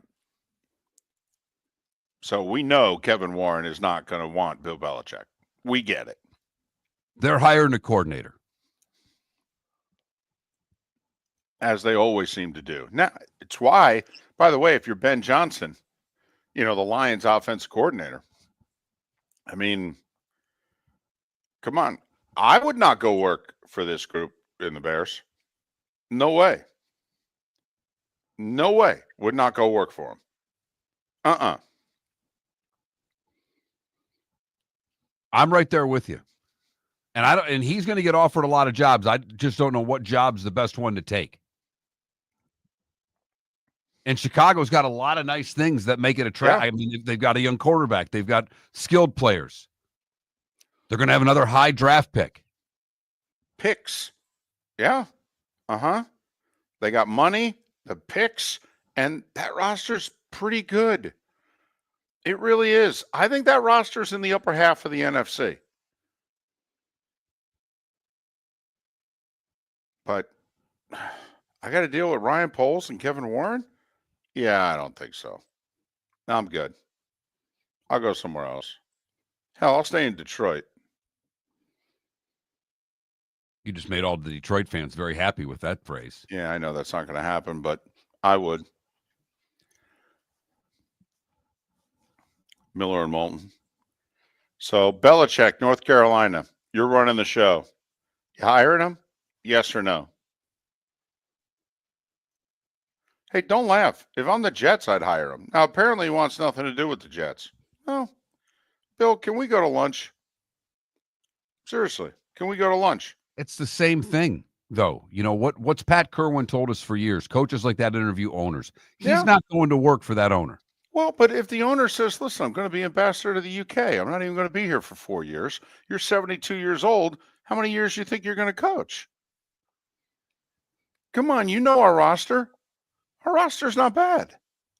We need to fix the offensive line. Okay, we do. Whether we're got the 83-year-old at quarterback or whether, we're going to get somebody else. I'll grant you that. We got to fix the offensive line. Otherwise, our roster's not bad. It really isn't. Need a quarterback. Yeah? By the way, your wide receivers are Devontae Adams and Garrett Wilson. You don't think you can get a quarterback?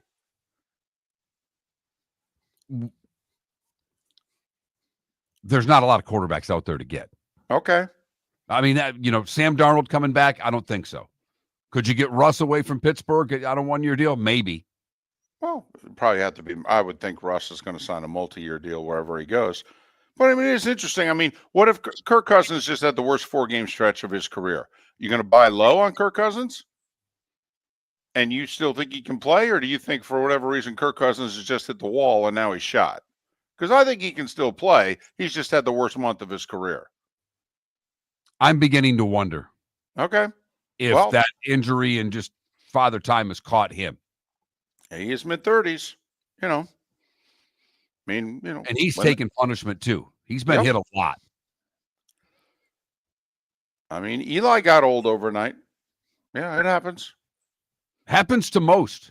Yeah.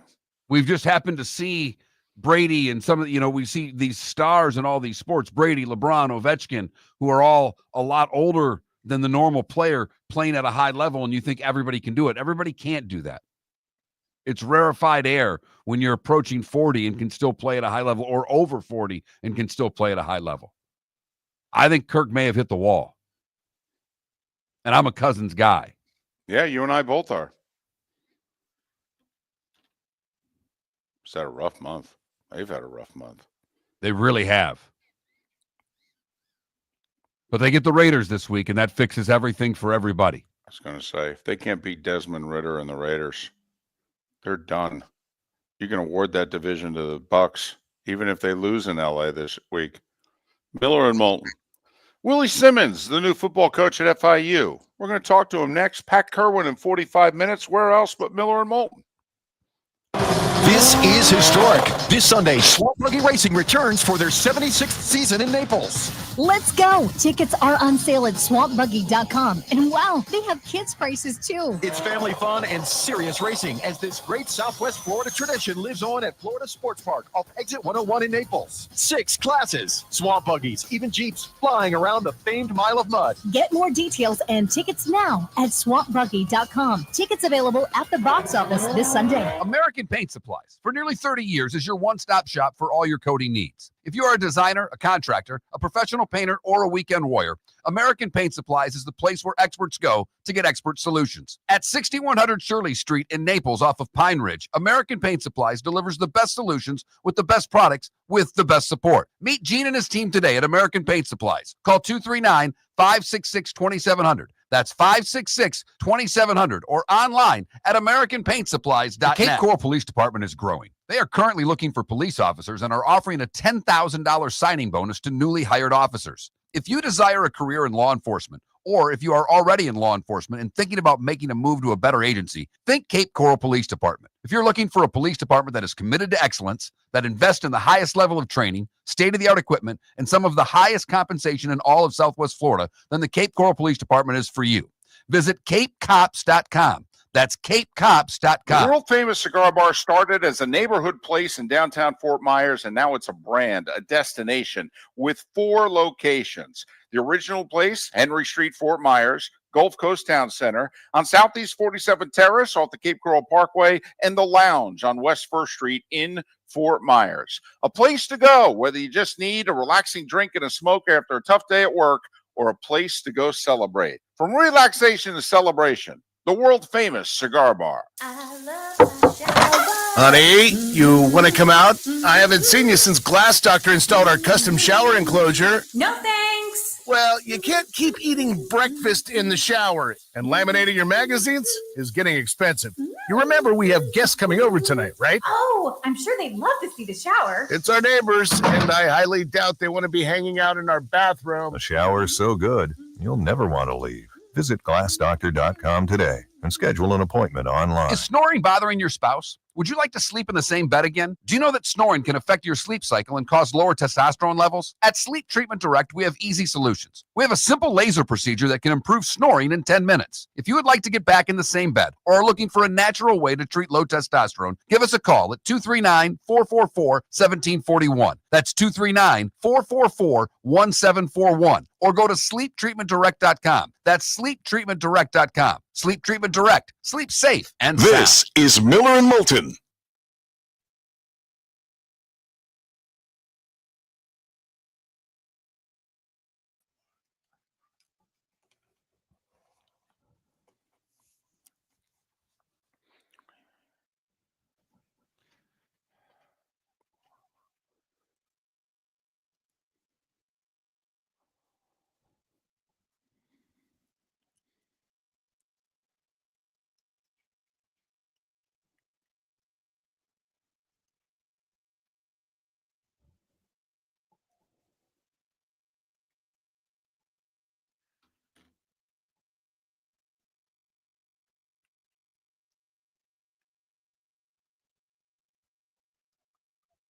You all right over there, David?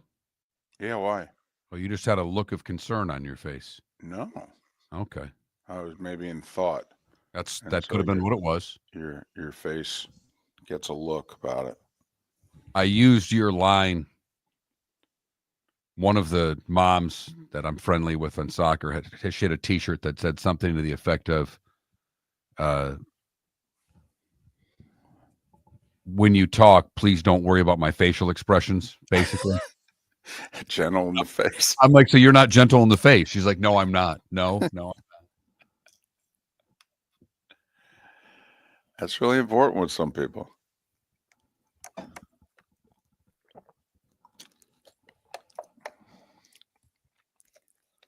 just can't believe it's important with my wife.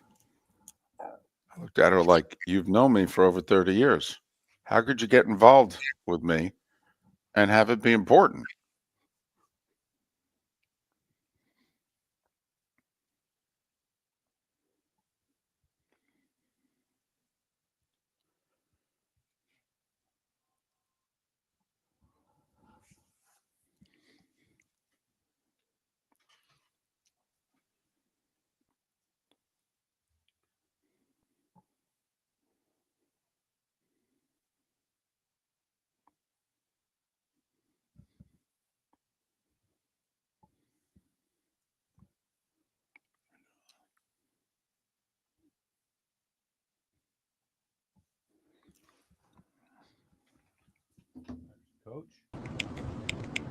Morning, Coach. Coach, can you hear us? Coach, can you hear us? Can you guys hear me? We can hear you just fine, Coach. Can you hear us?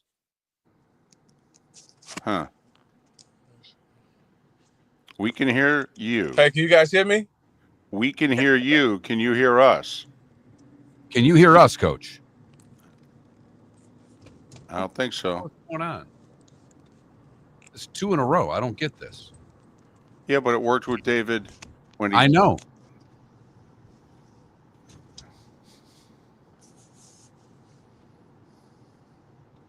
Coach, can you hear us? I don't know what to do here. I got 45 seconds. I know. I'm texting with Jason.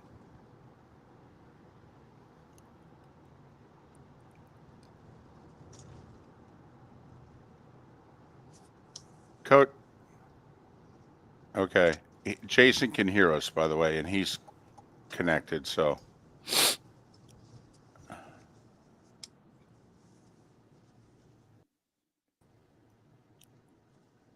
Coach, can you hear us? I think his Bluetooth is hooked to something else.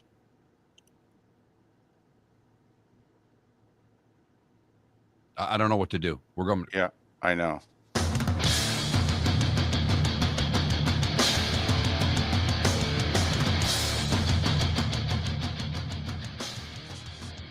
You're listening to Miller and Moulton, coming at you from the Floor Meister Studios. Floor Meisters, keeping it real. And now, here's Mark Miller and David Moulton. Hour 3 of Miller and Moulton, the final hour of Miller and Moulton in Lake City and surrounding areas, Charlotte County and surrounding areas. We are halfway home in the 239 and the 904. Miller and Moulton, millerandmoulton.com, Miller_Moulton on X. Pat Kirwan will join us coming up in a little more than 30 minutes. He normally joins us now, Pat, in a little more than 30 minutes. We're hoping to catch up with the new football coach at FIU. He's Willie Simmons. Coach, can you hear us? Yeah, we've had some technical difficulties today hooking up. Hopefully, we can do so, whether it's this segment or next. We can hear him. He can't hear us. In fact, if you can listen closely, you can hear the coach driving down the road. Coach, can you hear us? Yeah, we're going to have to figure this out, and hopefully we'll talk to Coach Simmons coming up next segment. But he led FAMU to the HBCU national title a year ago, and he then was the running backs coach at Duke for this year, a 9-3 year, thank you very much, and then he took the FIU job. So we'll ask him why FIU and go from there, coming up in a few. Poll question is up. It's about Coach Bill Belichick taking the UNC job. If you were running things at the University of North Carolina, would you hire Belichick? Right now, 54% of you are saying yes to hiring Coach Belichick to take over the Tar Heels football program. All right. It's not very often that I don't know what you're thinking and why, and you don't know what I'm thinking and why, because we've known one another 25 years and we've done this for 18 of them. But I have to admit, I'm surprised at this one. This answer from you, I would have been completely wrong. Why are you all in on Belichick if you're North Carolina? Because North Carolina is a tier 2 university right now. They are not an upper echelon college program. And the idea of bringing someone in who's had that much success at the NFL level intrigues me. I think that North Carolina would put themselves on the map with so many players in the portal that they're not on the map with right now. The one thing that they've got to get Belichick to do is make his mind up quickly here. The portal's open. You can't be wasting any time when you're trying to get players out of the portal. And, you know, if you follow any of the people, the Mike Farrells of the world on X, you just see the sheer numbers. And David joked that there's 4.3 million players in the portal. He's not far off. No. Did you see the video that was sent out yesterday? I forget what intersection it is, where basically everybody just started going at the same time and they're all bumping into one another and what have you. And it's like, this is the transfer portal. Let's try this again. Coach, can you hear us? I can this time. There we go. All right. He's Willie Simmons. He's the new head coach at FIU. A year ago at this time, he was leading FAMU to the HBCU national title. And after a year at Duke, he takes over of the Panthers. All right, Coach, we ask everybody who takes a job the same first question. Why FIU? Well, my simple response to that is why not FIU? You have everything here that you would want. Beautiful, great location, beautiful weather, amazing pool of football talent, the best in the world, and just phenomenal people, and a team that's hungry to win. So after looking at everything and assessing the situation down here, it seemed like the dream job. How do you plan on building this program? Is this going to be heavily transfer portal when you start hitting the recruiting base a little late as it be, or how do you start building this program up to make it a winner? Well, it starts with recruiting our own roster. Obviously, the transfer portal opened yesterday. There's some really talented young men from last year's team that are testing the water, so to speak. And so the next 2 days, it's about trying to keep those guys in the fold, make them stay here in South Florida. And then after that, meet with the rest of the team to assess where we are. And then obviously take advantage of the opportunities that the transfer portal offers with being able to bring in some talent immediately. But still looking forward to doing some great high school recruiting. We only signed 8 last week. And so look forward to getting out in January and being able to build this roster from the ground up, because I do believe this is going to be a developmental team. We want to continue to recruit high school student athletes, primarily here in South Florida, and then be strategic in how we utilize the transfer portal. Do you think the FIUs of the world going forward can get their hands on maybe better high school talent than they would have 5 or 10 years ago, Coach? Because let's face it, the bigger programs seemingly are living in the transfer portal and not spending as much time recruiting high school kids because they don't want to develop them. In theory, that leaves better high school talent out there for the FIUs to get. Well, I think so. I definitely think we'll be able to take advantage of the I don't want to say inability, but unwillingness, like you said, for a lot of programs to develop young men. We still believe in that here at FIU.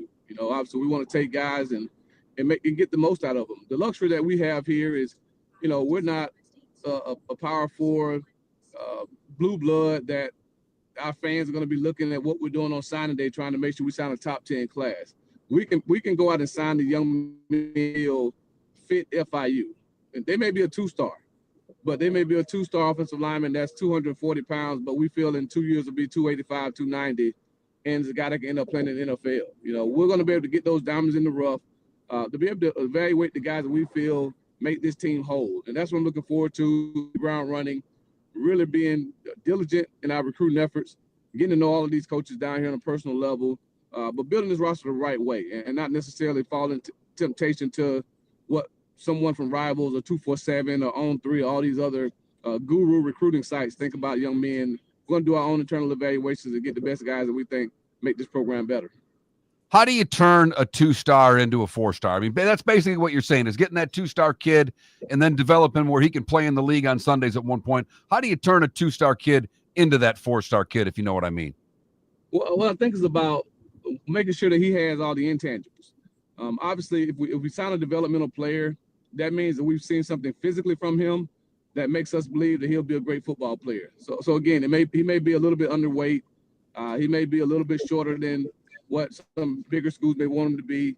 But he, loves football. He has a passion for the game, wants to be the best that he can be, wants to be coached, wants to get a degree from a top 100 institution, and just wants to be a part of a true family. And so if you get a young man like that and he's committed, and you provide the resources for him in the form of nutrition and strength conditioning, and continue to coach him, again, you look up and you'll have a guy that's playing on Sundays. And you see that all throughout the NFL, guys that come from group of 5 schools, even FCS schools and below, that flew under the radar. And then by the time they're juniors and seniors in college, they're some of the best players in America. He's a new football coach at FIU. He's Willie Simmons. You can follow him on X at HC Willie Simmons, Willie Simmons. Pitbull, how much better of a job does his interest, his marketing, and his money make this? Well, I think it's, Pitbull is Miami, right? So just to be attached to such a influential figure, again, it's great. It's amazing. And so we definitely got to take full advantage of it. We have to use it in recruiting. We're blessed to host the Florida High School State Championships starting tomorrow right here in Pitbull Stadium. And so, again, whenever you can attach yourself to a strong brand such as his, it can only be good. So we got to make sure we do our part and continue to partner with him. And but I'm looking forward to seeing what we can do together. You talked about working in your own family. How do you build the family of coaches? Does it start with that high school games and start working your networking with high school coaches, or do you feel you already have a good contact from your time at FAMU with the high school coaches in South Florida? Yeah, I have a pretty good relationship with many of the coaches here. I recruited South Florida during my time at FAMU and even during some of my time at Middle Tennessee State. So, again, know a lot of these guys. Obviously, our staff will be filled with individuals who are very familiar with this area. And, again, but recruiting is all about relationships. So even if it's a guy that's not necessarily from South Florida on my staff, we're going to be in every school. And so they will know who we are. We will know who they are. We'll get prospective student athletes to campus for unofficial visits, for tours, for camps, and all the things that you have to do to continue to build, a good brand, good reputation for yourself down here. So I look forward to meeting all the coaches here in this area. Some I'll see this weekend during the state championship games. But we know how fertile this ground is, and we definitely got to make sure that we continue to plant our seed. What do you think the ceiling is for this job? I mean, let's face it, we've seen it this year. Programs reach heights that they'd never reached before. Just curious, when you first got interested in getting this job, what was your thought as to, man, we could take this to here? Well, I said it yesterday, and you look at what this university's done in the 52 years it's been in existence. I mean, what's impossible? We're top 50 public institution nationally, and everybody ahead of us probably been in existence over 200 years. And so the meteoric rise that Florida International made as an institution, nothing's impossible. And so with the advent of the college football playoff, the ability for the top G5 team to get a bid every year, why not? Why couldn't we go into the playoffs and go toe-to-toe, with the blue blood and beat them? Because, again, that's the goal of this program. We have a goal to win a national championship. And so if you set a ceiling for yourself in your goals, then you limited your own self. And I believe anything's possible with, my faith in God and my belief in my abilities and the coaches that we're going to put together. But more importantly, my belief in these young men that we're going to bring to this program, that we're going to get the most out of them. We're going to be the most connected team in America, and connected teams win. And again, I think we'll be able to go toe-to-toe with anybody in America in short time once we put this team together the way that I know we're capable of doing. Well, congratulations. Thanks for making time for us. Hopefully we can do this again. And listen, I know you're not going to be unbiased tomorrow because your alma mater, Gadsden County, is playing for the state title for the first time. So I know you're going to have all this decorum for the other state title games, and then you're going to lose your mind for one in particular. So best of luck to you and your alma mater, and hopefully we can talk again. Well, hey, I'm so proud of those guys. Gadsden County needs it. We need a little jolt of excitement. County's been through a lot, hurricanes and some of the things that have happened over the last few years. So just to have the support of the community behind these guys, we're trying to get buses put together, trying to bring as many fans from Gadsden County as we can to fill Pitbull Stadium. So it's amazing that a hometown guy is leading the program now, and our high school is playing here for a state championship, the first one since 1970. So again, Gadsden County proud, and look forward to seeing those guys take on Coco. Congratulations, Coach. Be safe. Thank you, guys. I appreciate it. Pause up. Willie Simmons, the new head coach at FIU. Follow him on X, HC Willie Simmons, WILLIE Simmons, joining us on Miller and Moulton. Defining a new era in men's health. Get stronger and healthier at Game Day Men's Health. With our in-house laboratory, get in, get treated, and get back to your passion and purpose. Call 239-427-3441 for our Bonita Springs or Naples location to set up your free testosterone test and consultation. Mention Miller Moulton Radio Show for a 10% discount on your service. Start living your best with Game Day Men's Health, Bonita Springs and Naples. Call 239-427-3441 today. Visit Jason and Todd at the the Diamond District. This Christmas season, Jason and Todd with the Diamond District offer the lowest prices anywhere on GIA certified diamonds and beautiful diamond jewelry, pre-owned Rolex watches, estate jewelry, and colored gemstone jewelry. Plus, receive 23% off all diamond stud earrings and diamond bracelets. Come see why more people will unwrap gifts from the Diamond District this Christmas than any other jeweler in Southwest Florida. Jason and Todd look forward to shaking your hand and welcoming you to our Diamond District family. American Paint Supplies, for nearly 30 years, is your one-stop shop for all your coating needs. If you are a designer, a contractor, a professional painter, or a weekend warrior, American Paint Supplies is the place where experts go to get expert solutions. At 6100 Shirley Street in Naples off of Pine Ridge, American Paint Supplies delivers the best solutions with the best products with the best support. Meet Gene and his team today at American Paint Supplies. Call 239-566-2700. That's 566-2700 or online at AmericanPaintSupplies.net. Gentlemen, as your wife mentioned getting new flooring, but you don't want to go through the hassle, well, go see the Floor Meisters in Naples next to Costco. They understand your time and money are important, so they'll make it as painless as possible. With a huge in-stock selection of carpet and Cortec, they can get you the floor your wife's been asking for. They carry wood, vinyl, carpet, and tile. If you do it yourself, no problem. They can handle that as well. So go see TJ at the Floor Meisters and tell them, just keeping it real. This is Miller and Moulton.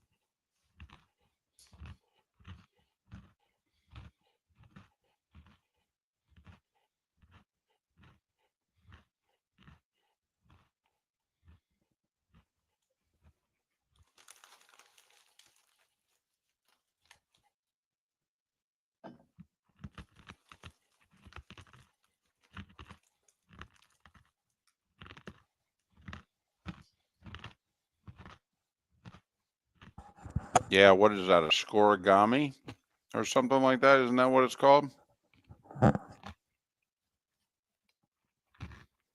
That is correct, David.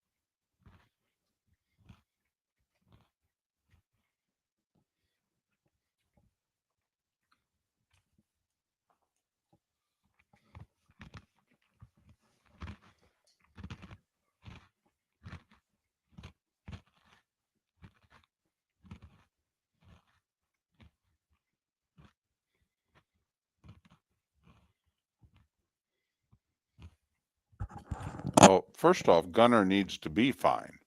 Last we saw Gunner, he was suffering a concussion, whether they call it one or not.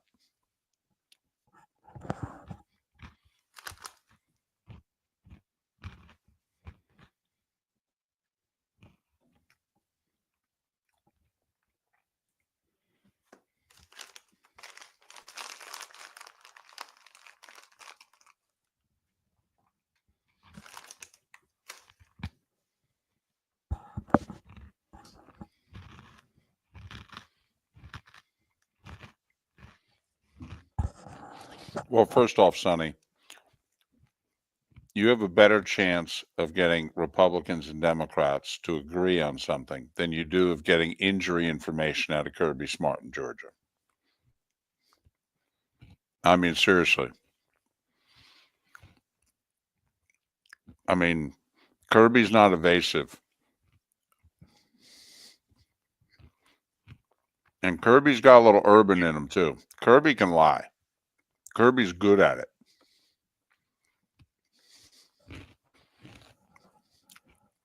So unless somebody like is having season-ending surgery, we ain't getting the story out of Georgia.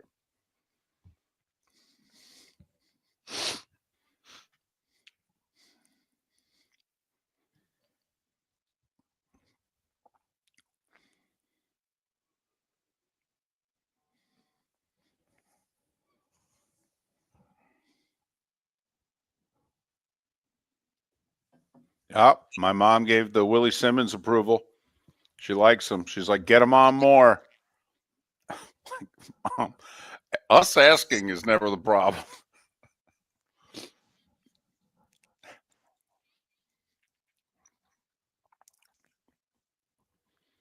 Yeah, John Sutcliffe's he's a riot.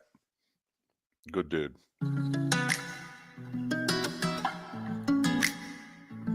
Welcome back to Miller and Moulton. Text the guys what's in your mind at 21,000.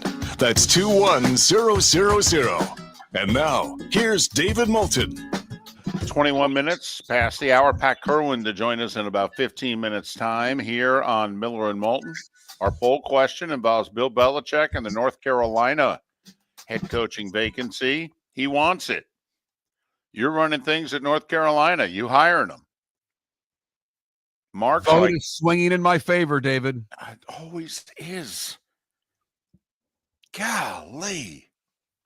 It's now up to 56% of the vote says absolutely we'd take Coach Belichick.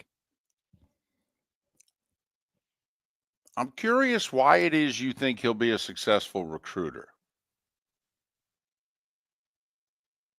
And listen, and I understand cash may be the most important thing involved in recruiting. He's got no connections, none. He'll put a staff together. Maybe they'll have some connections, maybe. But, I mean, he's talking about he's going to put an NFL operation together. He's going to have his kid in some role who's going to take over for him, and then he's going to have former NFL people as coordinators and what have you. Okay, but somebody on staff's got to get you the players. Dion got enough people. He's got the Pat Shermers and the Warren Sapps of the world to do the hands-on coaching, but obviously he and other people on the staff can get their hands on the players. And you're confident Bill and those specific people to get him players will be good enough to get him players. David, I'm not completely confident. I don't know where the money's coming from at North Carolina and how much of it they have. And that, to me, is all that matters with these kids anymore. Well, I have to believe this, even though if I'm North Carolina, I wouldn't do it. I don't think Belichick takes the job unless he thinks there's enough money to get players. Because I don't think he's going to put himself in a situation where he's not convinced he'll have success. And what is success? What do you have to be convinced of to have success in college football in 2025 going forward? Cash. That's it. I mean, they're leaving programs, Power 4 programs every day. Watch what's going on in the portal. They're leaving to get a little more money somewhere else. And those that are paying are getting the players.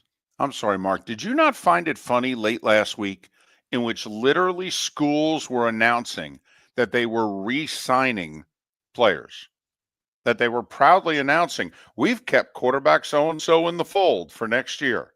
Now, they didn't tell us the contractual details, but think about what they're saying. They're basically saying the kid came to us and said, give me a raise or I'm out of here, and we paid him. And they had the money for a raise. And I thought Willie Simmons said, hit the nail on the head. The first thing you heard, one of his first answers was, the first thing we got to do is the transfer portal is open. We got to recruit our own roster.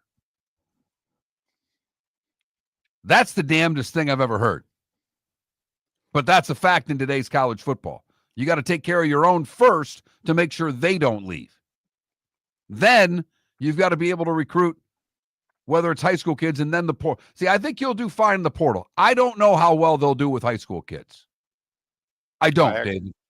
I actually think they can do really well.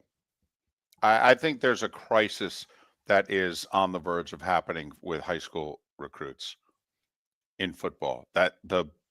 So many programs now only want to deal really with the transfer portal because they're convinced they don't have a lot of time to win.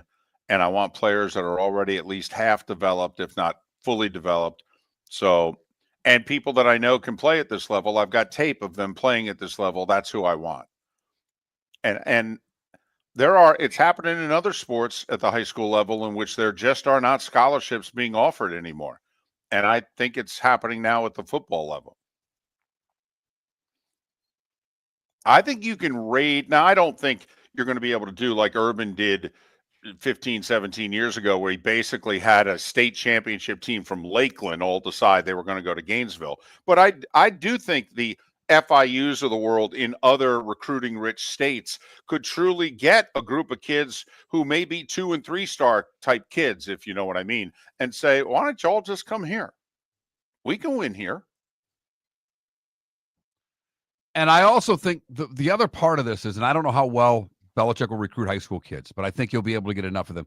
North Carolina, to me, is the state's growing so quickly, and the football's gotten so much better in a short period of time that I don't think people realize how good the football is in the Charlotte area. The Raleigh area has gotten better. So I think there are more recruits in and around him than ever before. Oh, I agree. North Carolina is exploding. I mean, it's not Nashville exploding, but the state is booming. I totally agree. So those are the reasons why I think he can be successful there. Not to mention he's going to have a coaching advantage in the ACC nearly every time he steps on the field. No, I'm sorry. Every time he steps on the field. You imagine him coaching against Miami with 80% of the talent the Hurricanes have? I'm serious. Okay, so I think it was Charlie Weiss back 20 years ago when he took the Notre Dame job, and at his press conference he said, we're going to have a schematic edge. That was Charlie's way of basically saying, yeah, I'm smarter than all the guys I'm going to be coaching against. Bill's not going to say it, but are you alluding to the fact that you think North Carolina is going to have a schematic edge? When playing Syracuse? Tell you what, though, they may not have McCord who could throw it all over the lot. I mean, would you rather have a schematic edge or a quarterback who can sling it? By the way, if Ohio State fans had a choice right now, who would they want their quarterback to be? That's rich, isn't it? Irony. Miller Mall. Run one out of town, and now he's throwing it all over the lot for Syracuse. Is that what you're trying to say? Yep. Knocked Miami out of the playoff. Yep. Mm-hmm. Saw that offense bogged down against Michigan with all those wide receivers. Like, you know what we need? We need a quarterback who could sling it. You know anybody? As a matter of fact, about the guy from last year. Yeah, anyway. Did you see how excited? Not just see, did you hear how excited Willie Simmons got us talking about his alma mater? It was, he answered every question with intensity and in the way a coach would, but his whole demeanor changed. Yeah. When talking about his high school alma mater. Yep. And how happy he is. Yeah. In fact, it might have been his longest answer because we were running up on the break and I'm going, damn, he's going to run right over the timeline here. I love the fact, I think the only time he said we was when he was talking about we're trying to get buses to come down from Gadsden County. He kept saying, Panthers, FIU, and whatever. I don't know if he said we when talking about FIU. He went we when talking about Gadsden County, though. Yeah, I'm right. That's great to hear. Love that enthusiasm, and hopefully we'll have Coach Simmons on again. Great guest on the American Paint Supplies Hotline. By the way, quickly, what do you think the ceiling is at an FIU? Like, Lane did great things at FAU. I mean, 2 double-digit win seasons, won the conference title twice in 3 years, and took him to a bowl. I think he even won the bowls. All right. But what do you think the ceiling is? the first be bowl eligible. They've had 4 winning seasons in 21 years. 4. The first thing you got to do is get to a bowl game. That's where I know we always knock the bowl system, but for a school like FIU, bowls are important. Whatever Agreed. one you play in. Agreed. Start there and we'll see. If you can turn that program into a winning program, you've done amazing work. Amazing work. Pat Kirwan coming up in a handful of minutes. I'll say this, and you've heard me talk this way about basketball, college teams in the state of Florida, or any state that's got a bunch of big-time D1 programs. Like, to me, if you're FIU, you're recruiting the high school kids, you're recruiting all of them, you're signing the 2-stars, but you're saying to the 4-stars, hey, when you transfer, all right, make sure you come here. Come They home. go, yeah, right, yeah. And guess what? 1 to 3 years down the road, guess what? They're transferring. And you go, remember me? Want to play? So we'll see if he does it. Miller and Moulton. Pat Kirwan, all things NFL next. We started our show 18 years ago and have been fired 3 times, but Miller and Moulton have never lived on the edge like we are now. We have our best morning ratings ever, are steadily adding affiliates, yet we only have a few sponsors. And if that doesn't change, we can't continue. But if you want to advertise on Miller and Moulton, reach out to one of us directly by texting sponsor to 21,000 or contact Mark on X at that Mark Miller or me at the David Moulton. You can save Miller and Moulton and make your business some serious money by texting 21,000 Do you now. have a sleep problem but don't want to wear a CPAP mask? This is Mark Miller for Sleep Treatment Direct. The mask wasn't working for me, and I didn't think I had an alternative. I do. We all do. They have such simple alternatives with greater success than the mask. Visit sleeptreatmentdirect.com.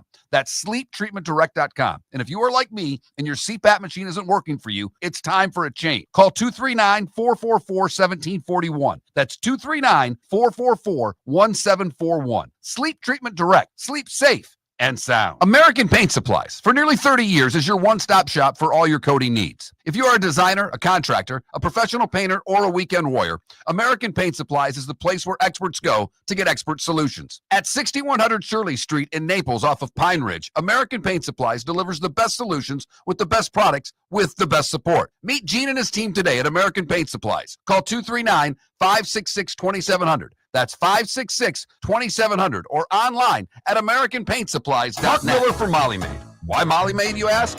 Trust. Moulton was a customer for 15 years. Affordability.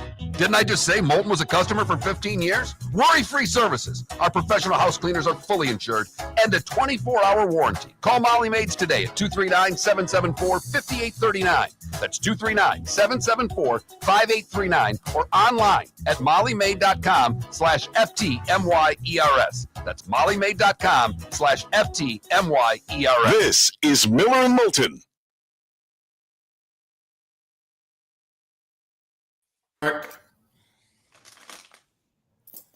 Good morning, Pat. Good morning, guys. Thanks for letting me switch.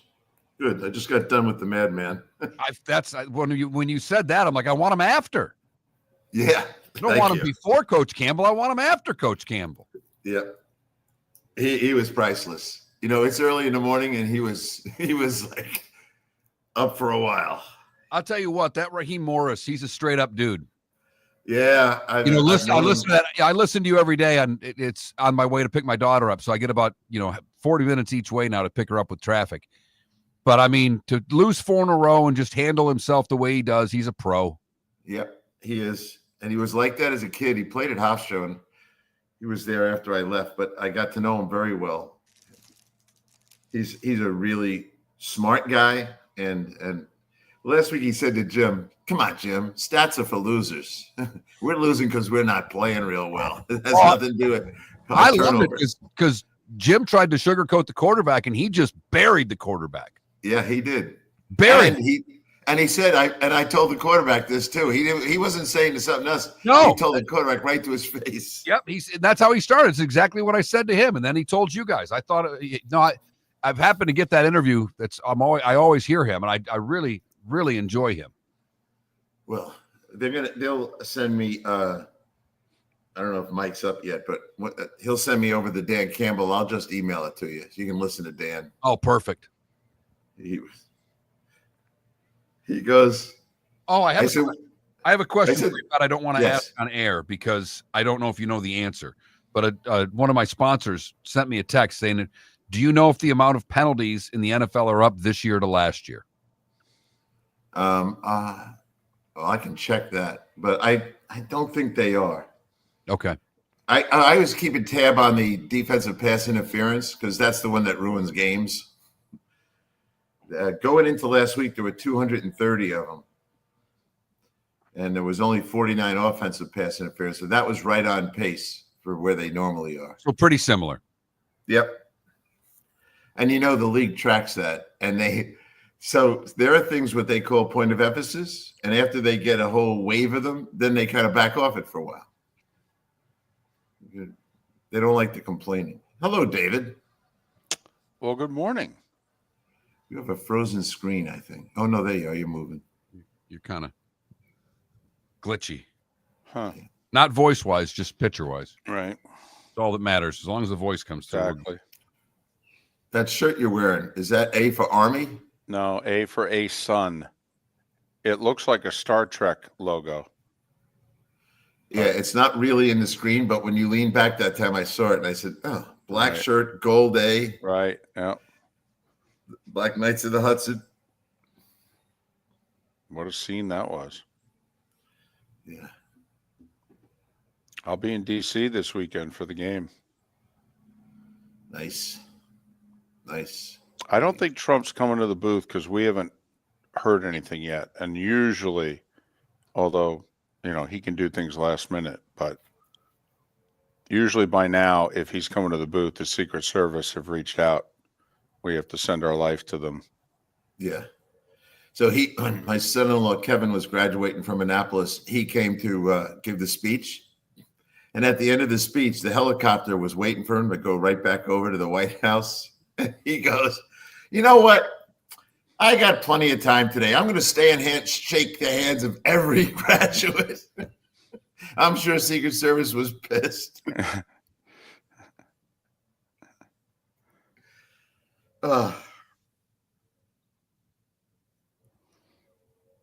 Dan said two things that were important today. He said, "We don't let excuses get in our building because if it gets in the building, it's over." Sure. And the other thing is, he goes, "What I'm most proud of," I had asked him, "What are you most proud of this year?" Because it could be a million things. He goes, "The guys that have been here for 3 days that played their ass off."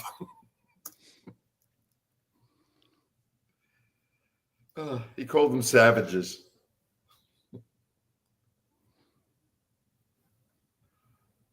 They're going to lose this week, though.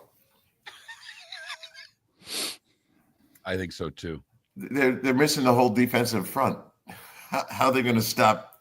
And right. Josh is going to be on fire from losing. You're listening to Miller and Moulton. And now, here's Mark Miller and David Moulton. 22 minutes before the hour. Pat Kirwan kind enough to join us once again. He of NFL Radio's Moving the Chains, 3 to 7 weekdays, 2 to 5 on Saturdays during the season.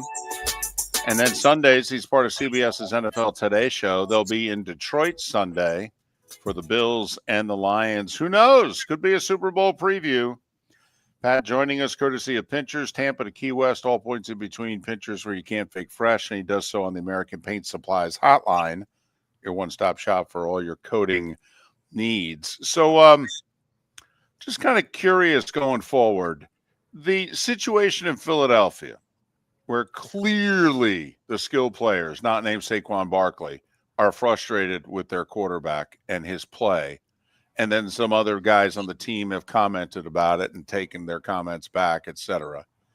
So you worried that what happened last year to them is going to happen this year or not? I'm not worried about that. That was a breakdown where they couldn't tackle. They couldn't do a lot of things. Vic Fangio will make sure the defense is playing hard. He won't let them have excuses.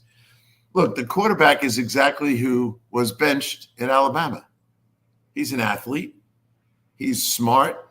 He's the son of a coach, all that stuff. He can give you in my opinion, a B-plus performance almost every week. What they're crying about is, where's our A-plus performance? Where's your 400 yards of, throwing and all that? He's not that guy. You can win with him, but you're not going to win like the way Joe Burrow is or Josh Allen. He's not that guy. Yeah, but he was in the Super Bowl. I mean, if they win that game, he's MVP. He was amazing that day. I mean, isn't that what A.J. Brown and company are saying? It's like, hey, dude, what happened to you? Well, they're citing one game versus his career, to me, has been profiled. We all know who he is. He's a good, solid football player, but he's not going to drop dimes in there like Burrow and any of these other guys. So what they want is that. Because why? Because they care about stats, and stats equal contracts. It's a mistake on their part to do it. To me, the head coach needs to step in and get in their face and basically say, this is what we are. This is how we're going to win. Now, you got to be happy that we're winning and a chance to be Super Bowl champs. And if he has a great game in the Super Bowl, great. But he doesn't shock me about who he is. He's not a great, accurate thrower.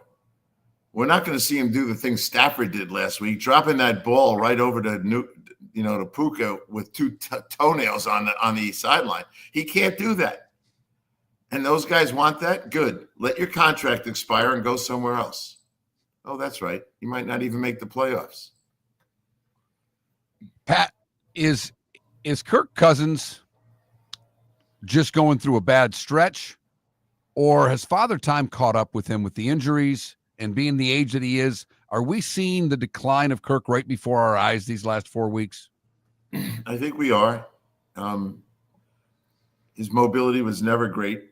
His accuracy and read the defense was always good enough to be successful. But I think there is something wrong with his arm. I don't know what it is. I'm not here to diagnose it, but he is not. Too many balls come out wobbly. Too many balls come out without zip on them. And he looks to me like he's playing through something. Now, Raheem is clear that he's not leaving him. He's sticking with him, which is interesting because we know down in Atlanta they're calling for Michael Penix like crazy. But he has made a decision to stay with him. Now, to the listeners, because I get a lot of, well, they ought to get rid of him. Well, it's going to cost him $60 million to get rid of him next year. Cap space between his salary and his prorated signing bonus that hasn't been capped off yet. So that he's not going anywhere. I don't think anyone will trade for him. But Father Time looks like he's taking care of business here. So did what some of us expect to happen 2 months ago finally happen to Buffalo, or was that just one of those days where, any given Sunday, any defense can give up 30 plus? Because, boy, the Rams toyed with that Bills defense.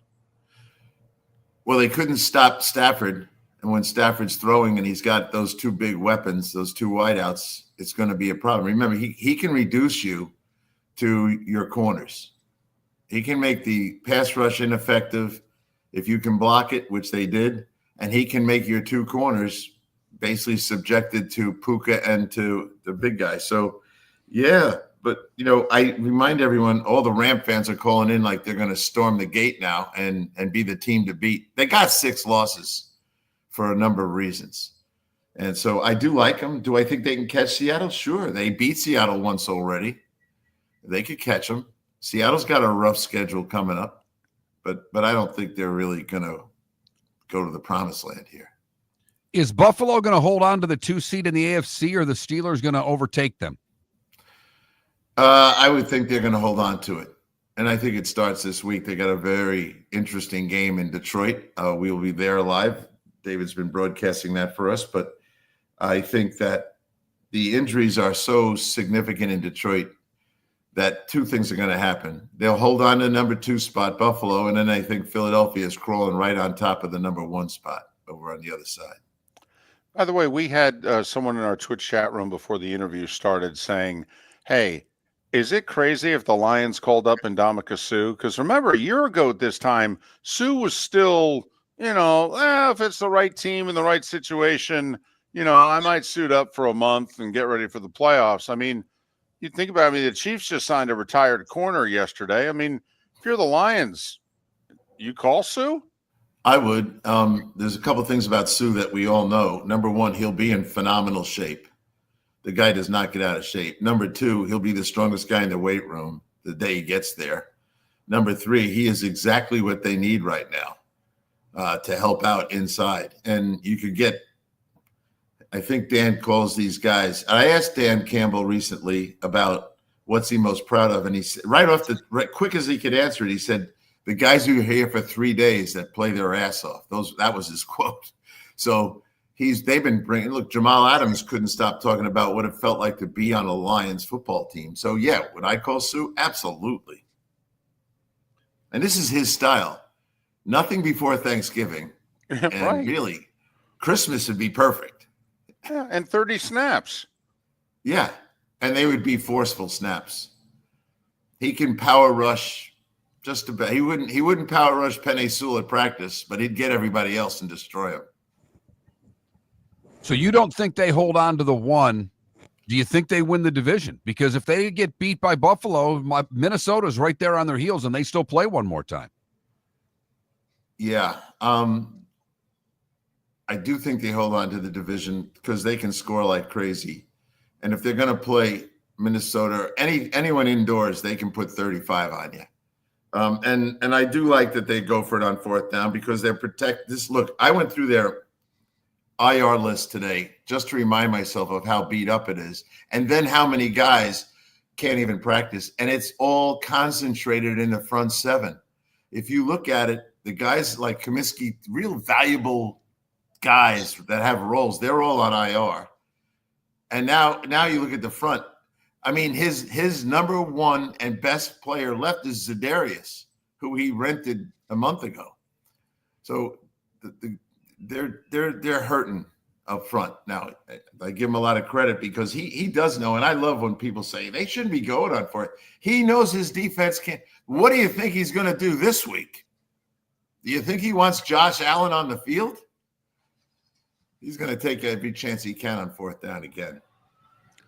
He's Pat Kirwan, NFL Radio's Moving the Chains, CBS's NFL Today show, joining us courtesy of Pinchers on the American Paint Supplies hotline. Why have the Seahawks won 4 in a row? And could they potentially be better than we think they are? Because right now we think Seattle's maybe going to win the West and get beat in the first round of the playoffs. Well, I talked to their coach. I'll be talking to him later this afternoon. A couple things are going on there that are good for the team. Number one, they are as good an 11 personnel team as there is in the league. And Njigba is on fire. They're not even really counting on Lockett right now. But Lockett at any time can have a 9-catch game and be the one. If they keep avoiding Lockett, and we watch that tape pretty closely, they'll just find him. But Charbonnet, it's really an extension of what's going on up front on the line. They're playing much better in the offensive line. And Charbonnet the other day, I don't know, you add up the numbers. I think he had about 150 yards of offense. And so remember when Kenneth Walker's out, they got some problems. They weren't even a good run team. If you go look at them, they were ranked very high in pass and not in the run game, but their run game's better. And then I think Leonard Williams is leading the charge up front, where he is a disruptive force. As much as we love Chris Jones, and he's awesome, you go watch Leonard for the last 3 weeks. He's a one-man wrecking crew. Which wild card in the NFC do you like the most? NFC wild cards, and I don't think much is going to change right now. Right. Minnesota. I don't like Washington that much. I think they could lose their spot to the Rams. Like the Rams have 2 entry points now to me. Win the division, beat Seattle, win the division, but they could also enter as the 7th seed over Washington. I don't know if they will, but they can. To me, it's Minnesota. Look at Green Bay. This is right up David's alley. Look at Green Bay's record in division. It's bad, and it's going to get worse. So that's why I think, I don't like Green Bay as much as Minnesota. I don't think Sam Darnold's the MVP of the league, but I do like what they're doing, and I like the way he's playing. Gut feeling, though, if you were running things or you had a voice in Minnesota, are you just going to thank Sam on his way out the door and say, hey, man, you worked for us, we worked for you, good luck? Or are you now like, yeah, we need to negotiate and keep the 27-year-old, and we'll figure out what we're doing with J.J. McCarthy down the road? Well, I would take a shot at him, the agent. But I think the agent, if you call and say, hey, why don't we talk about framework in case we can get something done? The agent's going to go right to $40 million a year. He's going to tell you, well, we're not ready for 50 and 55, but based on this record and what he's done, 40 million. So that's going to end it real fast. But that's why they got Daniel Jones. I think they think Daniel Jones is the next Sam Darnold.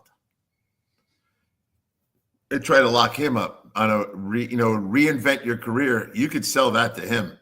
Look what we did for Sam. You come here. You're here now. You're on the practice squad. If I'm them, I'm going to activate him right before the end of the season and give myself an extra month or two to negotiate. Almost the same question with Russ and the Steelers. Should they be taking care of that now too? Well, the Steelers don't negotiate in season, and they're pretty firm about that. From what I've been told, they are absolutely going to go after him and try to secure his services. So I get asked all the time, well, what would that take? To me, I don't know if Russ will take it. Russ's agent's a baseball guy. He only has one football client.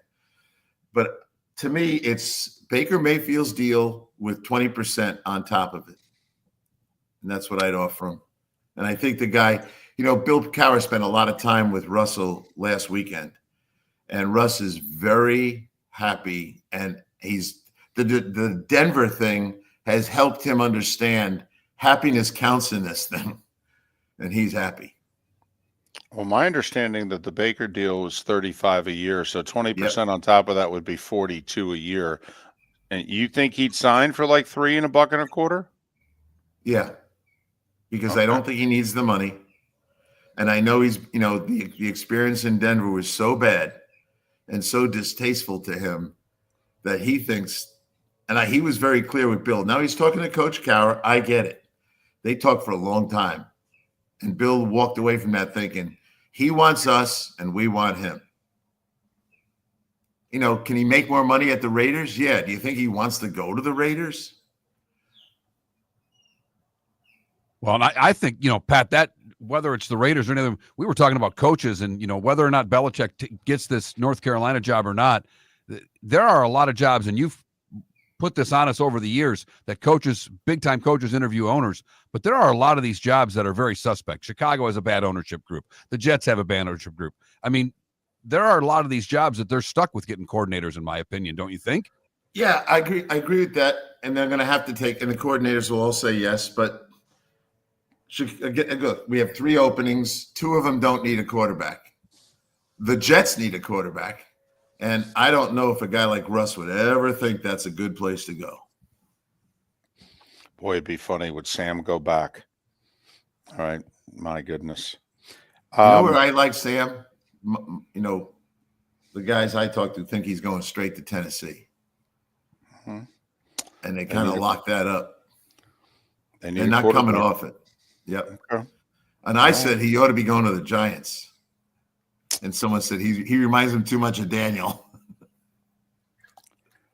He's Pat Kirwan, NFL Radio's Moving the Chains, CBS's NFL Today show, joining us courtesy of Pinchers, Tampa to Key West, all points in between.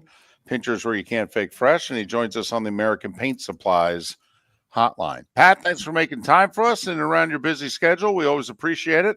Talk again Friday. Thanks, fellas. Appreciate you. And thanks for letting me come on late today. Pat Kirwan, kind enough to join us once again here on Miller and Moulton. It's time just like that for the Diamond District Bonus Hour. The Cape Coral Police Department is growing. They are currently looking for police officers and are offering a $10,000 signing bonus to newly hired officers. If you desire a career in law enforcement, or if you are already in law enforcement and thinking about making a move to a better agency, think Cape Coral Police Department. If you're looking for a police department that is committed to excellence, that invests in the highest level of training, state-of-the-art equipment, and some of the highest compensation in all of Southwest Florida, then the Cape Coral Police Department is for you. Visit capecops.com. That's capecops.com. Gentlemen, as your wife mentioned getting new flooring, but you don't want to go through the hassle, well, go see the Floor Meisters in Naples next to Costco. They understand your time and money are important. so they'll make it as painless as possible. With a huge in-stock selection of carpet and CoreTech, they can get you the floor your wife's been asking for. They carry wood, vinyl, carpet, and tile. If you do it yourself, no problem. They can handle that as well. So go see TJ at the Floormeisters and tell them, just keeping it real. Do you have a sleep problem but don't want to wear a CPAP mask? This is Mark Miller for Sleep Treatment Direct. The mask wasn't working for me, and I didn't think I had an alternative. I do. We all do. They have such simple alternatives with greater success than the mask. Visit sleeptreatmentdirect.com. That's sleeptreatmentdirect.com. And if you are like me and your CPAP machine isn't working for you, it's time for a change. Call 239-444-1741. That's 239-444-1741. Sleep Treatment Direct. Sleep safe and sound. Mark Miller for Molly Maid. Why Molly Maid, you ask? Trust. Moulton was a customer for 15 years. Affordability. Didn't I just say Moulton was a customer for 15 years? Worry-free services. Our professional house cleaners are fully insured and a 24-hour warranty. Call Molly Maids today at 239-774-5839. That's 239-774-5839 or online at mollymaid.com/FTMYERS. That's mollymaid.com/FTMYERS. Wine glasses never fall over until you get a brand new rug. Oh, no! Ketchup bottles act normal till you're wearing a new shirt. Oh, you kidding me? And rocks slide peacefully on the road till the day you get a brand new windshield. Then they fly up off the road and attack without mercy. That's why new windshields from Glass Doctor come with our windshield protection plan. Unlimited repairs and one replacement for 12 months. Don't just fix it, protect it. Glass Doctor. A neighborly company. The world-famous cigar bar started as a neighborhood place in downtown Fort Myers, and now it's a brand, a destination, with 4 locations. The original place, Henry Street, Fort Myers, Gulf Coast Town Center, on Southeast 47th Terrace off the Cape Coral Parkway, and the Lounge on West 1st Street in Fort Myers. A place to go, whether you just need a relaxing drink and a smoke after a tough day at work, or a place to go celebrate. From relaxation to celebration, the world-famous cigar bar. This is Miller and Moulton.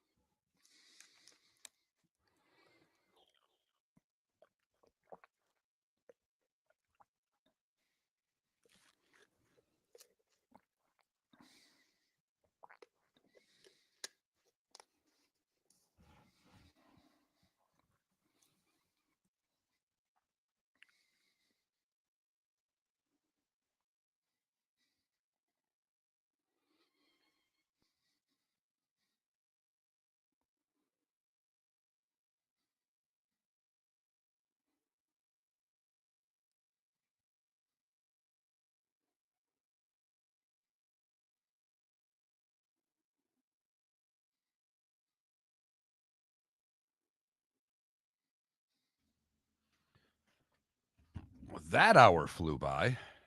Yeah.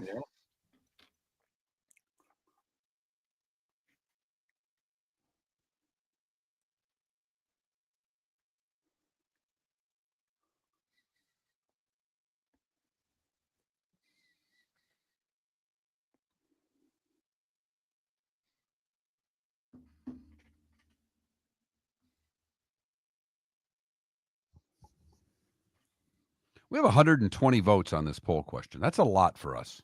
It is, especially in 2 hours.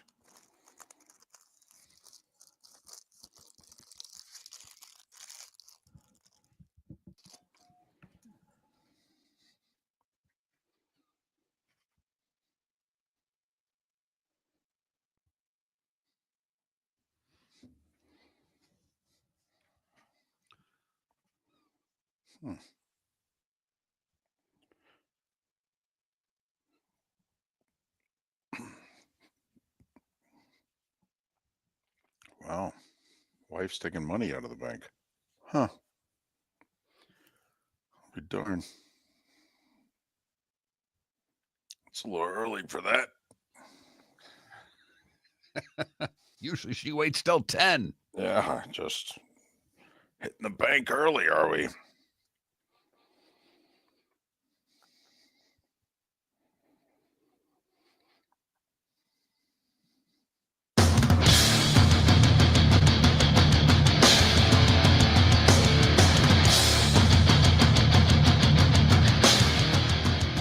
You're listening to Miller and Moulton, coming at you from the Floormeister Studios. Floormeisters, keeping it real. And now, here's Mark Miller and David Moulton. It's time for the Diamond District bonus hour here on Miller and Moulton, millerandmoulton.com, Miller_Moulton on X. Thanks so much for being with us as I wrap up in Dallas and head to the airport after Monday Night Football. By the way, did anybody watch the Simpsons thing? I'm not a Simpsons guy, which I'm sure surprises no one. I just don't ask. I don't do sci-fi. I didn't do the Simpsons, Family Guy. I just don't ask me. It's a character flaw. It's not a character flaw. It's just you don't watch a ton of shows. No, but I mean going back 30 plus years. I've never been a Simpsons guy. And obviously it's funny and successful. And usually at some point in time, and you know, what's one of our expressions, Mark?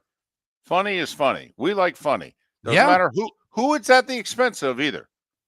Each other, our family members, it doesn't matter if it's, political people we like or what have you. No, funny's funny.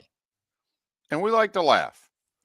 And obviously the Simpsons are good at making you laugh. And yet I never was on board.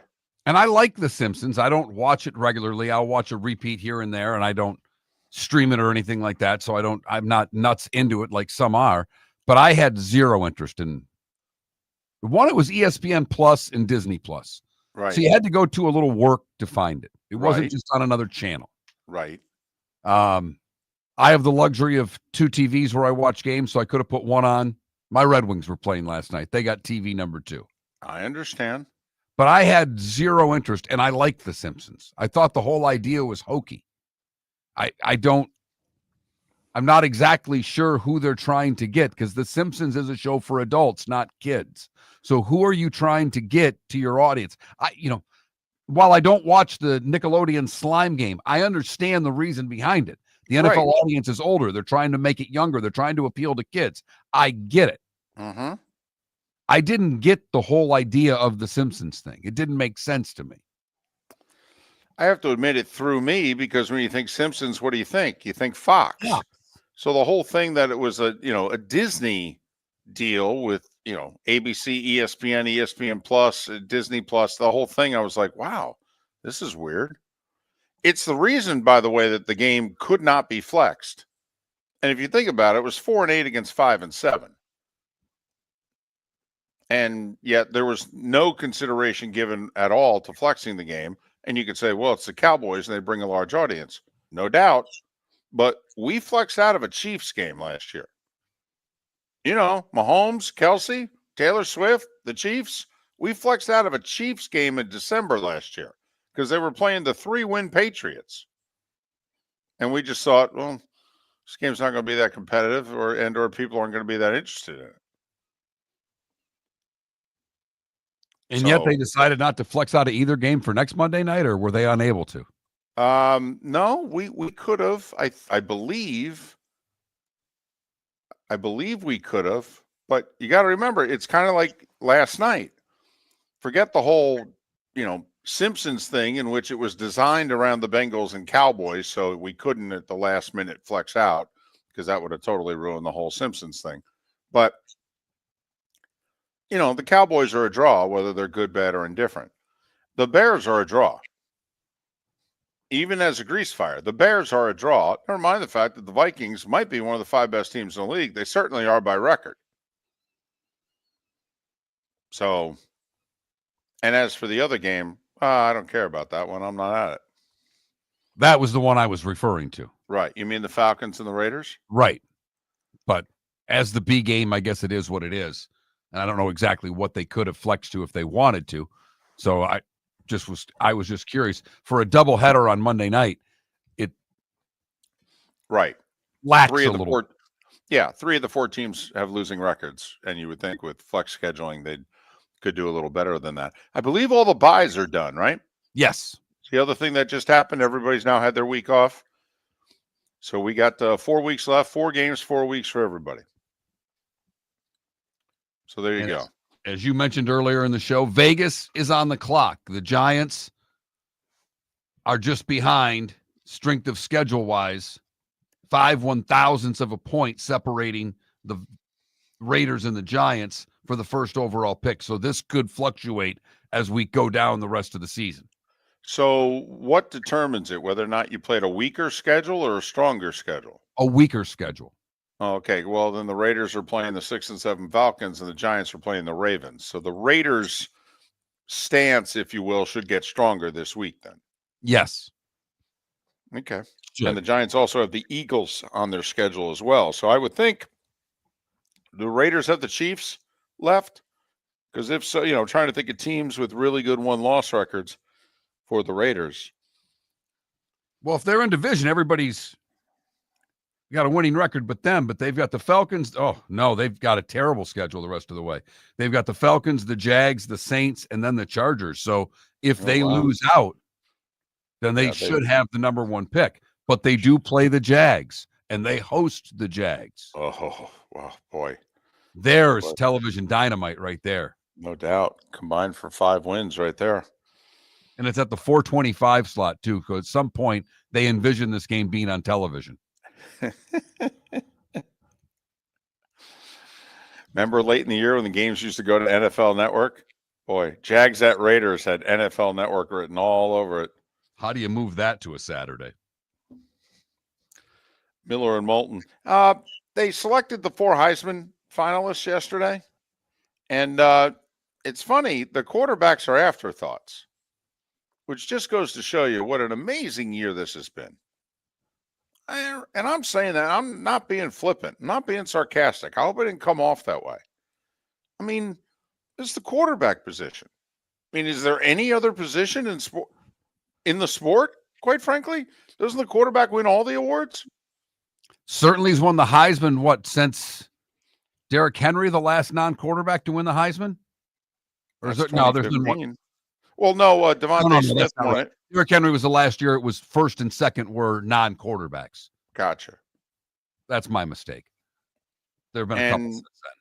And it looks like that's going to happen this year, though, because the thought is that Travis Hunter of Colorado, wide receiver DB, or Ashton Genty, the running back, Boise State, that one of those two is going to win. And the Dylan Gabriel, Cam Wards of the world, they were invited to New York. Enjoy your time. But come on, you know you're not winning. We know you're not winning. Cam Ward could have won. Maybe if they'd have left him on the field on a 4th down. Did Mario Cristobal pull a Kevin Cash? Is that what we're going to refer to it as? When's the next time Miami's going to be in a position to go to the playoff? And do you take your star quarterback out of the game? For those that don't know, 4 years ago in the World Series, the Rays were in Game 6 against the Dodgers, and they had a 1-0 lead, and Blake Snell had a 2-hitter going. Actually, a 1-hitter. He allowed 2 base runners and 5 1/3. He gives up a 14-hop bleeder through the infield to make the outfield, and Kevin Cash comes out and takes him out because he didn't want him to go through the lineup a 3rd time. Right. Rays bullpen gave it up. Dodgers won the World Series in 6, and we said, and we'll stand by it. When is the next time the Rays will be in Game 6 of a World Series? And Miami fan thinks that they'll be back hunting for a playoff spot a lot sooner than that. But there was not just a playoff spot. I think there was a Heisman on the line. I think there was a lot on the line. And Mario Cristobal decided to kick a field goal. Yeah, well, analytics, Mark, told him to kick. His defense had given up how many points in 3 quarters? Well, really, less than 3 because it was 21-0 after 1. They'd given up 42, Mark. 42 points. Did analytics factor into that at all? Well, apparently not. Apparently not. Listen, we had him on the show. You know, the AAF 4 or 5 years ago, they were heavily influenced by analytics in the rules and things that they wanted to do. And Gary Danielson was broadcasting the games, and he asked Bill Polian. He said, so you put everything through the computer like 10,000 times? He says, yeah. And Gary goes, is that with Gary Danielson at quarterback or Peyton Manning? You know, I mean, the point he was trying to make kind of makes a difference. You know, Makes a big difference. Yeah, the story The he game told makes a big difference. Right. The past Right. has nothing to do with what's happening now. And why analytics can be helpful, it shouldn't be the end-all, be-all. Got to have a feel for the game. And I know that makes Miller and Moulton old because you're supposed to trust analytics all the time. I don't know what to tell you. We'll take the moniker. It's why I'm actually surprised at all the grief Dan Campbell's getting. I mean, Teddy Bruschi came out Sunday and said, hey, it's one thing when you were building things in Detroit, going for it and all that, but now, you know, act like you're the top dog that you are. You know, start kicking field goals and doing normal things. And I want to go, Teddy, you were on that Patriots team in which Bill looked at you guys and said, yeah, you ain't stopping Peyton. He knows it. We know it. 4th and a yard for the 29. We're going for it. Because if I put you back on the field, we're going to lose. I mean, honestly, are they paying attention? I mean, they got 13 guys on defense. Forget on the team. They have 13 guys on defense on the IR. They have their whole front 7, basically, from opening day. Backups. I mean, can you blame who's that high school turned college coach who doesn't punt? Some guy out in Colorado, right? Never punts. I mean, listen, that'd be radical. I know people lose their mind, but you really think Dan Campbell wants to punt the rest of the year? Be curious if they punt Sunday at all, and I'm being serious, against Buffalo. As Pat said, you want to give Josh Allen the ball? Good luck. No. So I'm surprised Dan now. Last year, you know, their defense you may have thought wasn't very good, but I mean, it at least was healthy. They at least had guys. I mean, Dan would kill to put that personnel back out on the field right now. It's remarkable they've been able to continue to hold teams to the point totals they have with the way that their defense is. It's absolutely remarkable. When he wins Coach of the Year this year, he deserves it. Miller and Moulton. The good, the bad, and the ugly. Today was the day when, and what's on tap, all 25 minutes away. Thanks for listening. American Paint Supplies, for nearly 30 years, is your one-stop shop for all your coating needs. If you are a designer, a contractor, a professional painter, or a weekend warrior, American Paint Supplies is the place where experts go to get expert solutions. At 6100 Shirley Street in Naples off of Pine Ridge, American Paint Supplies delivers the best solutions with the best products with the best support. Meet Gene and his team today at American Paint Supplies. Call 239-566-2700. That's 566-2700 or online at AmericanPaintSupplies.net. Wine glasses never fall over until you get a brand new rug. Oh, no! Ketchup bottles act normal till you're wearing a new shirt. Oh, you kidding me? And rocks slide peacefully on the road till the day you get a brand new windshield. Then they fly up off the road and attack without mercy. That's why new windshields from Glass Doctor come with our windshield protection plan. Unlimited repairs and one replacement for 12 months. Don't just fix it, protect it. Glass Doctor, a neighborly company. Gentlemen, as your wife mentioned getting new flooring, but you don't want to go through the hassle, well, go see the Floor Meisters in Naples next to Costco. They understand your time and money are important, so they'll make it as painless as possible. With a huge in-stock selection of carpet and Cortec, they can get you the floor your wife's been asking for. They carry wood, vinyl, carpet, and tile. If you do it yourself, no problem. They can handle that as well. So go see TJ at the Floor Meisters and tell them, just keeping it real. The Cape Coral Police Department is growing. They are currently looking for police officers and are offering a $10,000 signing bonus to newly hired officers. If you desire a career in law enforcement, or if you are already in law enforcement and thinking about making a move to a better agency, think Cape Coral Police Department. If you're looking for a police department that is committed to excellence, that invests in the highest level of training, state-of-the-art equipment, and some of the highest compensation in all of Southwest Florida, then the Cape Coral Police Department is for you. Visit capecops.com. That's capecops.com. This is Miller and Moulton.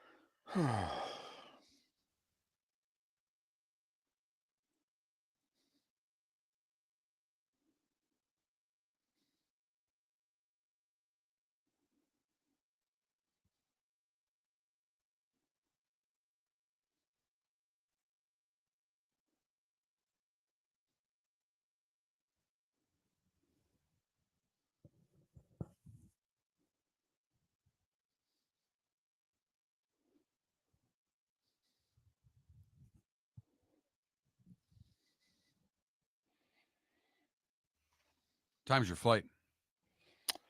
It's a great question.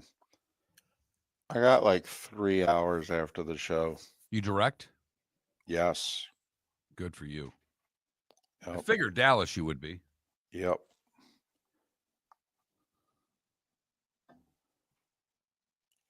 Yeah. 1:20 Eastern is my time. Oh, so you'll be home. Land about 20 to 4. You're home by Traffic will 5 o'clock. I mean, traffic will be pretty bad, but I'll probably get home 5. that's not bad. That's amazing on a Tuesday. Usually the earliest I get back is 8. Oftentimes this year with 6 trips to California. Soon to be a 7th.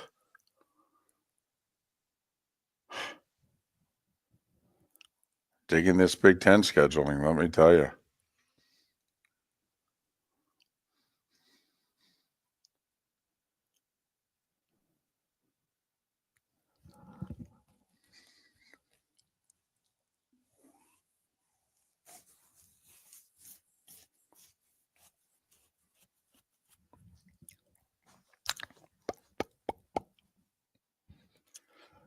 Are you direct to DC Friday?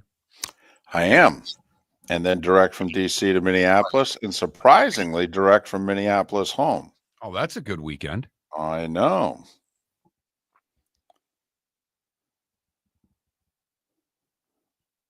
And then when will you start leaving? Sunday then for the rest of the Monday night games? Yeah. Unfortunately, the Sunday, the Monday before Christmas is Green Bay.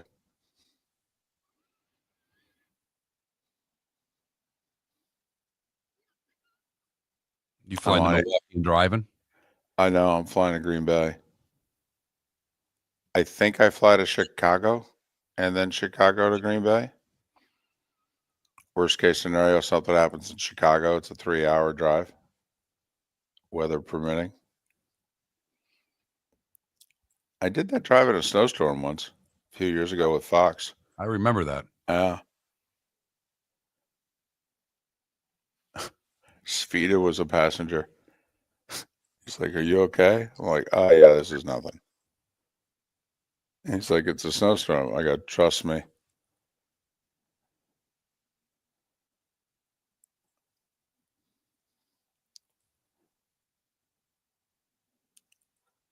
Wind gets whipping in Fargo. You literally can't see the front bumper of your car. It's so bad.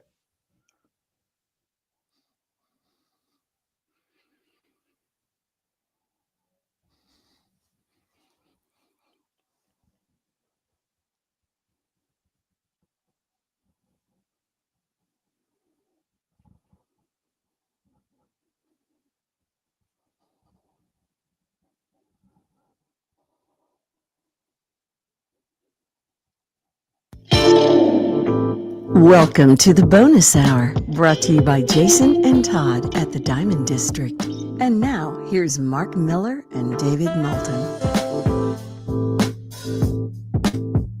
21 minutes past the hour. Good, bad, and ugly. What's on tap today was the day when, all coming up in a little more than 15 minutes time.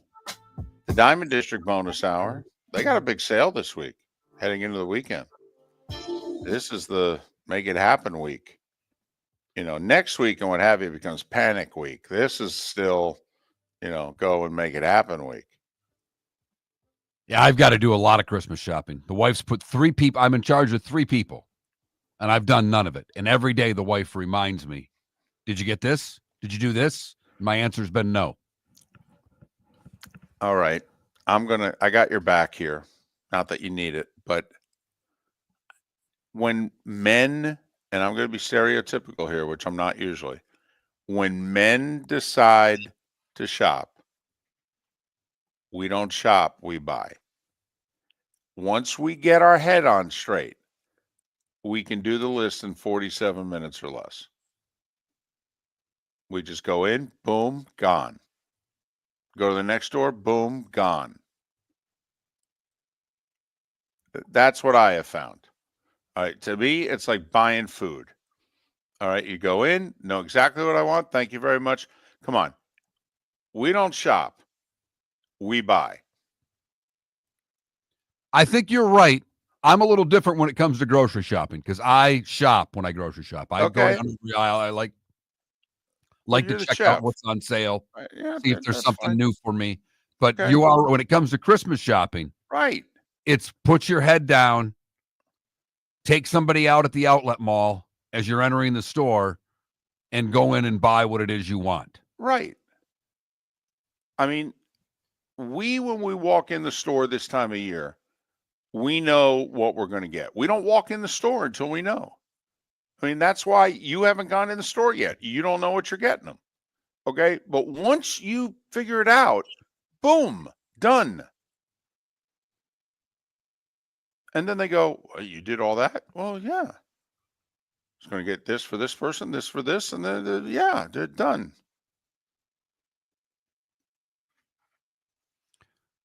So I've still got my list to do.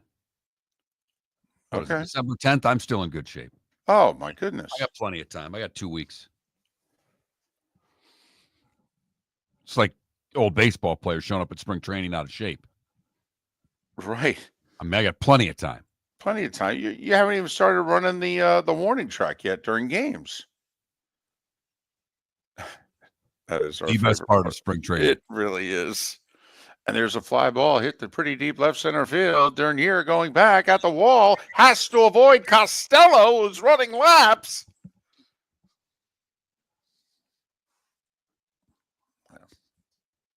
What a cash grab. Spring training's become just such a cash grab. I know. It was glorious. It was because tickets weren't outrageous. Tickets have become really expensive. Yep. In fact, it's more expensive to go see a spring training game in the 239 than it is to see a Marlins game most nights. A regular season Marlin game. Hell, and we haven't even talked gas. I think you include the gas. And you're right.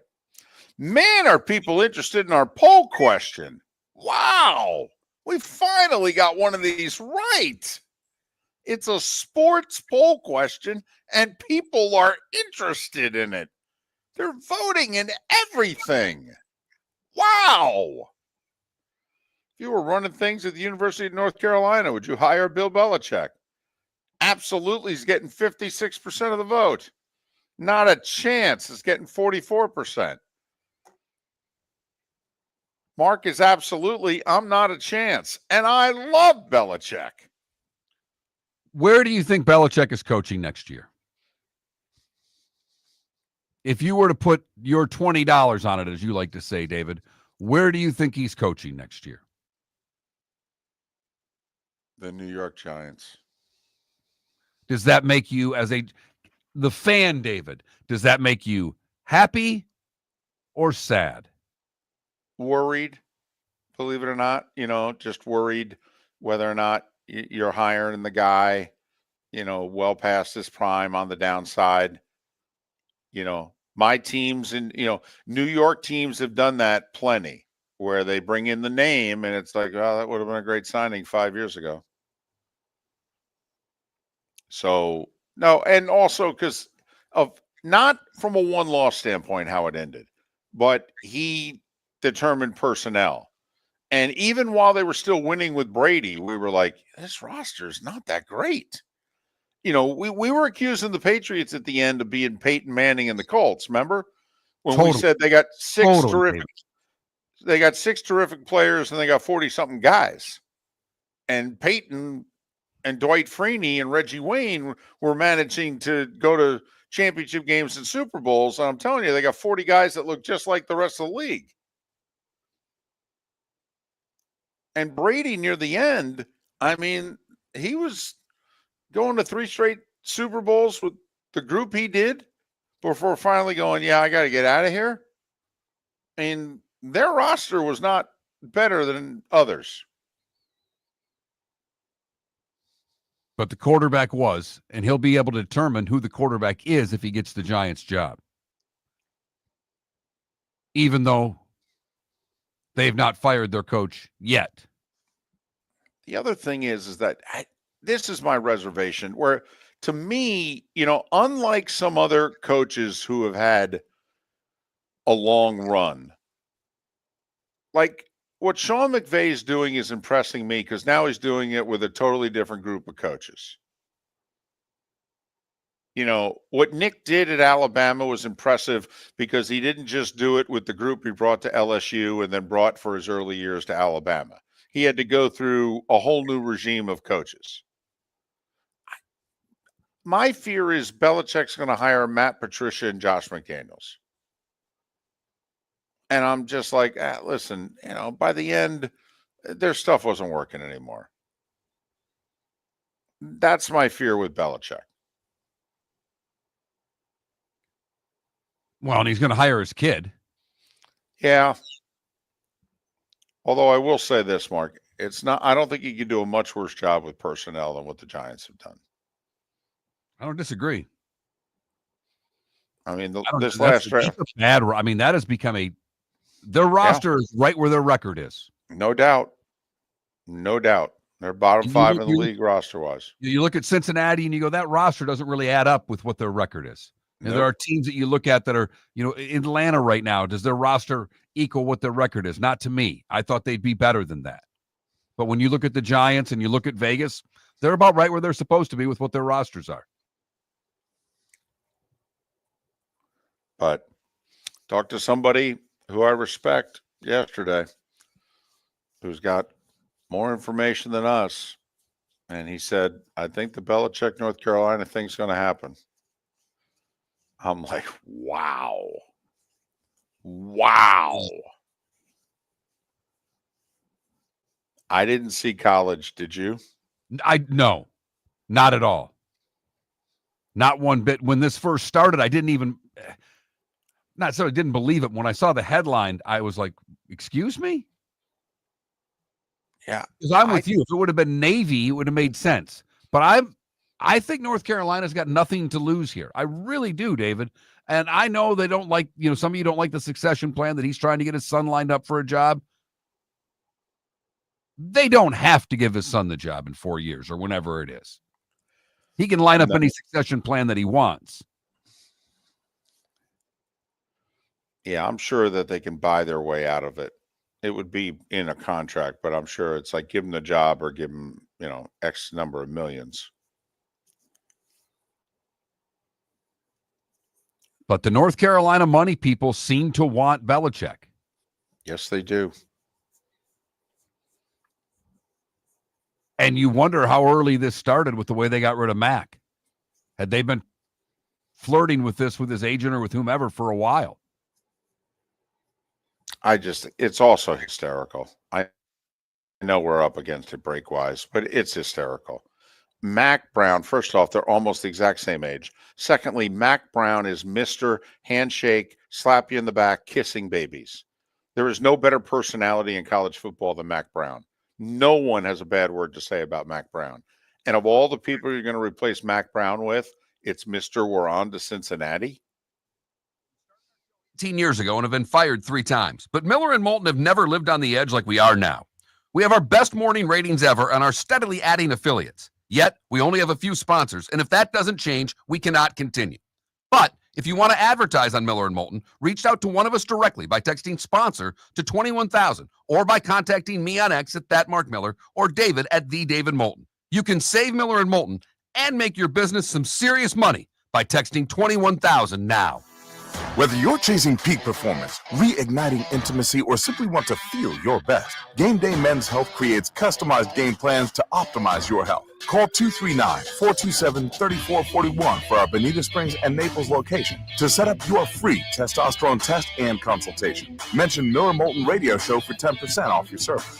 Find your maximum self with Game Day Men's Health, Bonita Springs and Naples, Florida. Call 239-427-3441 today. The world-famous cigar bar started as a neighborhood place in downtown Fort Myers, and now it's a brand, a destination, with 4 locations. The original place, Henry Street, Fort Myers, Gulf Coast Town Center, on Southeast 47th Terrace off the Cape Coral Parkway, and the Lounge on West 1st Street in Fort Myers. A place to go, whether you just need a relaxing drink and a smoke after a tough day at work, or a place to go celebrate. From relaxation to celebration, the world-famous cigar bar. Do you have a sleep problem but don't want to wear a CPAP mask? This is Mark Miller for Sleep Treatment Direct. The mask wasn't working for me, and I didn't think I had an alternative. I do. We all do. They have such simple alternatives with greater success than the mask. Visit sleeptreatmentdirect.com. That's sleeptreatmentdirect.com. And if you are like me and your CPAP machine isn't working for you, it's time for a change. Call 239-444-1741. That's 239-444-1741. Sleep Treatment Direct. Sleep safe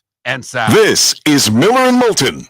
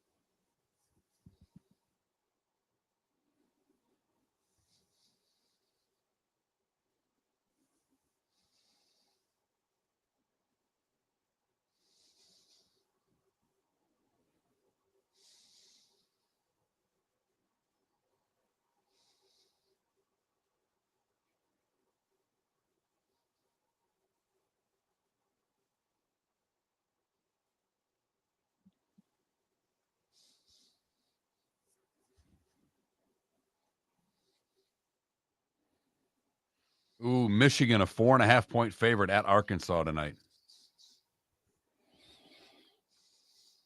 In hoop? Yep. Michigan's ranked 14th in the country. Yeah, we got to take Arkansas. That fits our system right there. Exactly.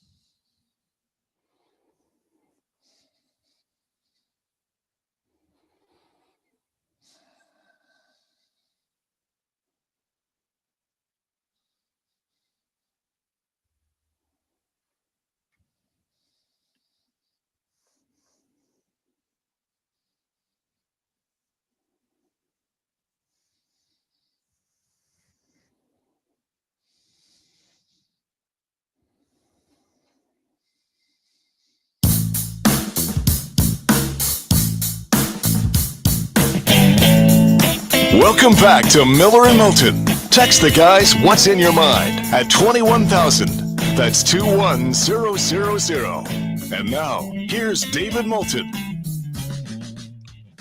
Coming at you from the Floormeisters studios in the Diamond District bonus hour. Floormeisters just keeping it real.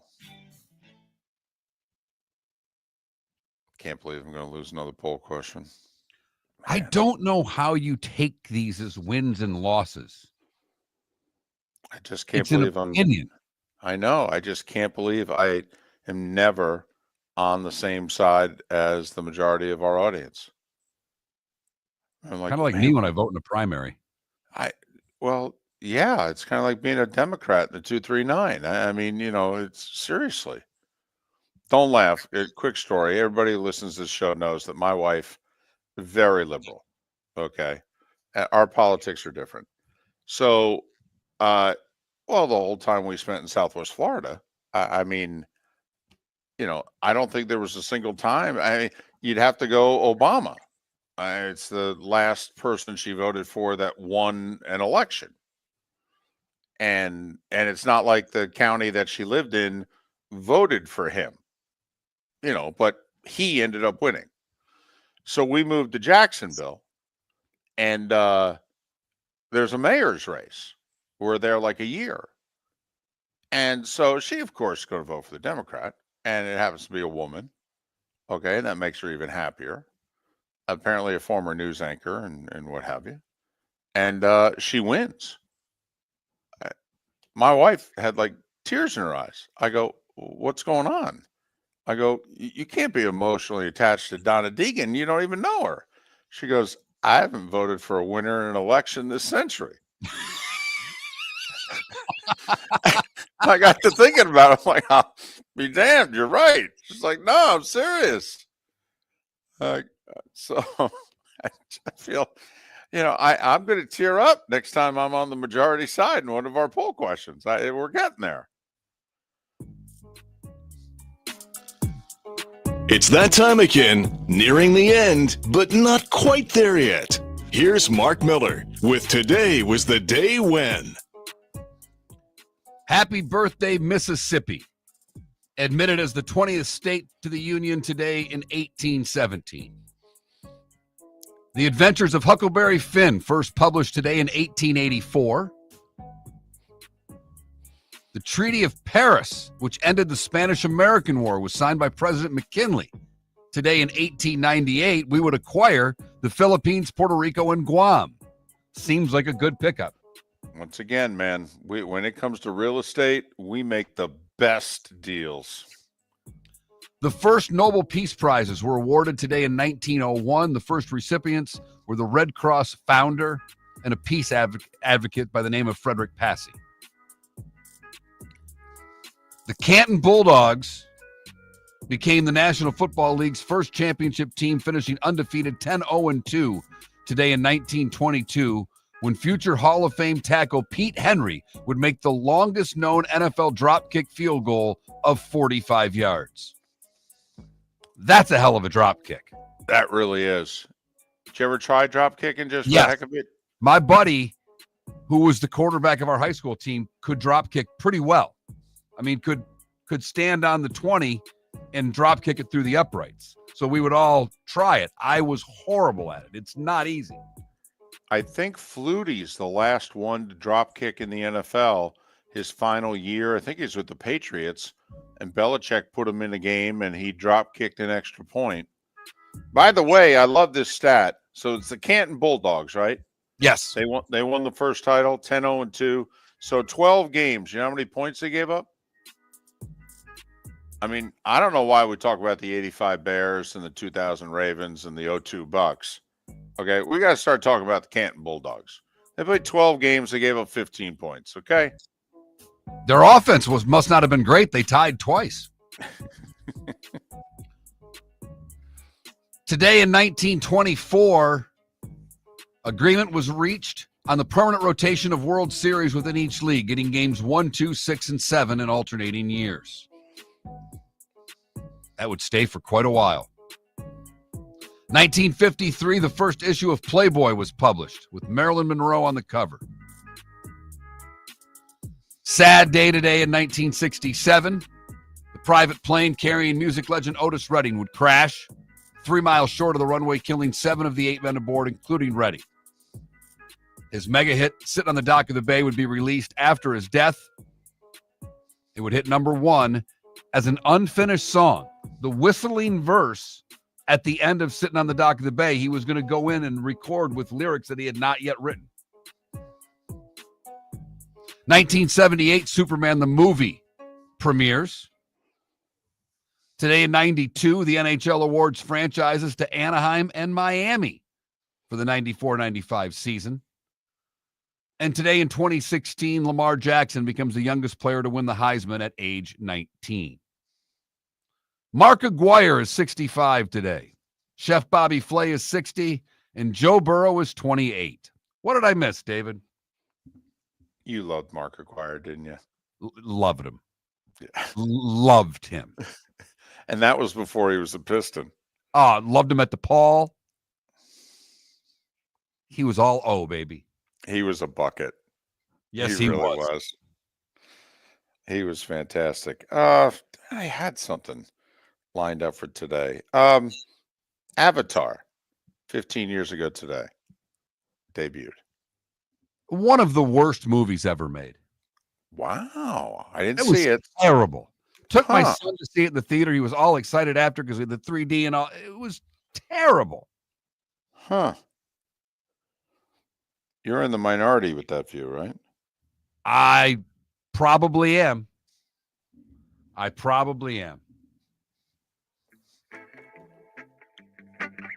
Time to see life a little bit differently. Here's Mark Miller with the good, the bad, and the ugly. What you got, Mark? For the good today, we go to the Sunday River Resort in Maine, where more than 300 skiers and snowboarders dressed as Santa filled the slopes for its 24th annual Santa Sunday event, which raised $9,000 for local nonprofits. That would be quite a sight to see 3,000 skiers and snowboarders dressed as Santa blazing down the slopes. Agreed. Kind of looks like the transfer portal. It does. Only they don't look like Santa. They're coming True. at you a little faster. But they are looking for gifts. Yes, they are. Like most of us like on Christmas. Money. It's always the right color, and it's never the wrong size. We go to Cape Coral for the bad, where a barista working for a Dunkin' Donuts along Cape Coral Parkway said her manager told her to go home and pushed her out the door. Haley Soderholm was attacked months ago when 3 women came in and beat her up. She said it gave her flashbacks and made her emotional and scared. Don't know if the manager's still employed. And finally, the ugly, just for David. We go to South Africa, where a professional reptile wrangler was summoned to a South African home after a resident found a highly venomous Cape cobra snake lurking underneath the pillow on their bed. I'm freaking out. Grab that pillow, reach underneath it for a big bear hug, and you got a snake underneath the pillow? I'd never sleep again. The African Snakebite Institute describes the Cape cobra as by far our most dangerous cobra. With the black mamba, it accounts for the majority of fatal snake bites in South Africa. Again, it was under their pillow in their bed. That is the good, the bad, and the ugly. On today, Tuesday, December the 10th, brought to you by the Cape Coral Police Department. Go to capecops.com. That's capecops.com. Only 2 games in the NBA tonight. They're both on TNT. 7 and 9:30 are the games. It's NBA Cup, baby. Yes, it is. Quarterfinals, single elimination. Winners go to Vegas. Orlando's in Milwaukee. Favorite. I don't know. I think I got to take the points, don't you? I mean, Magic are 17 and 9. I'm getting 7.5. Huh. And Dallas is in OKC. This could be a conference finals preview in the West. But, Very much so. OKC, a 4.5-point favorite. So that's what's going on in the NBA. College basketball. So they got the Jimmy V thing going on in New York at the Garden. The Canes are involved. They're playing the number 1 team in the country. How many of you guess that that's Tennessee, whose leading scorer played in the A-Sun the last 3 years? Chaz Lanier is averaging 19 a game for the number 1 team in the country. He was playing at North Florida the last few years. Which goes to show you how many good players there are.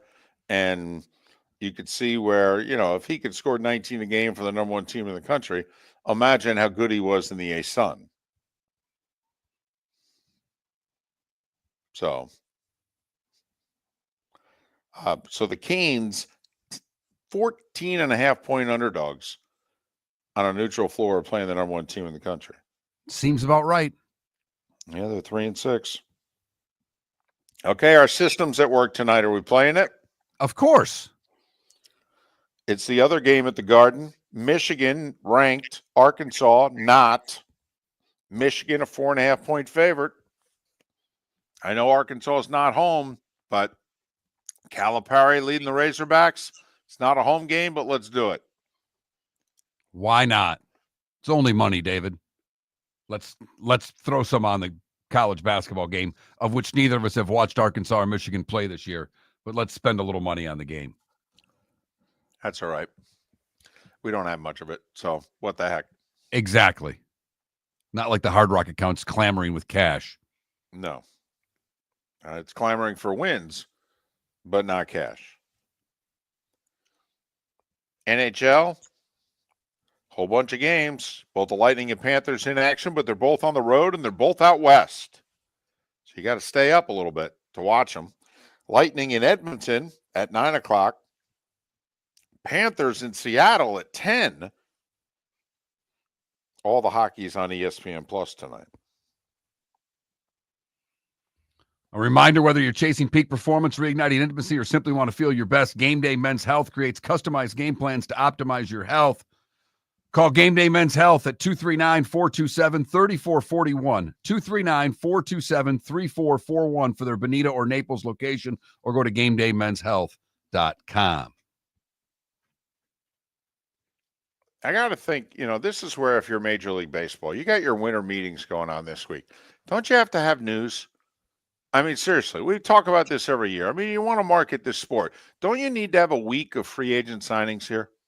Come on, guys. Well, with Soto getting signed, we thought, usually you have to wait till the big Boris client gets signed before you start paying other guys. That's happened.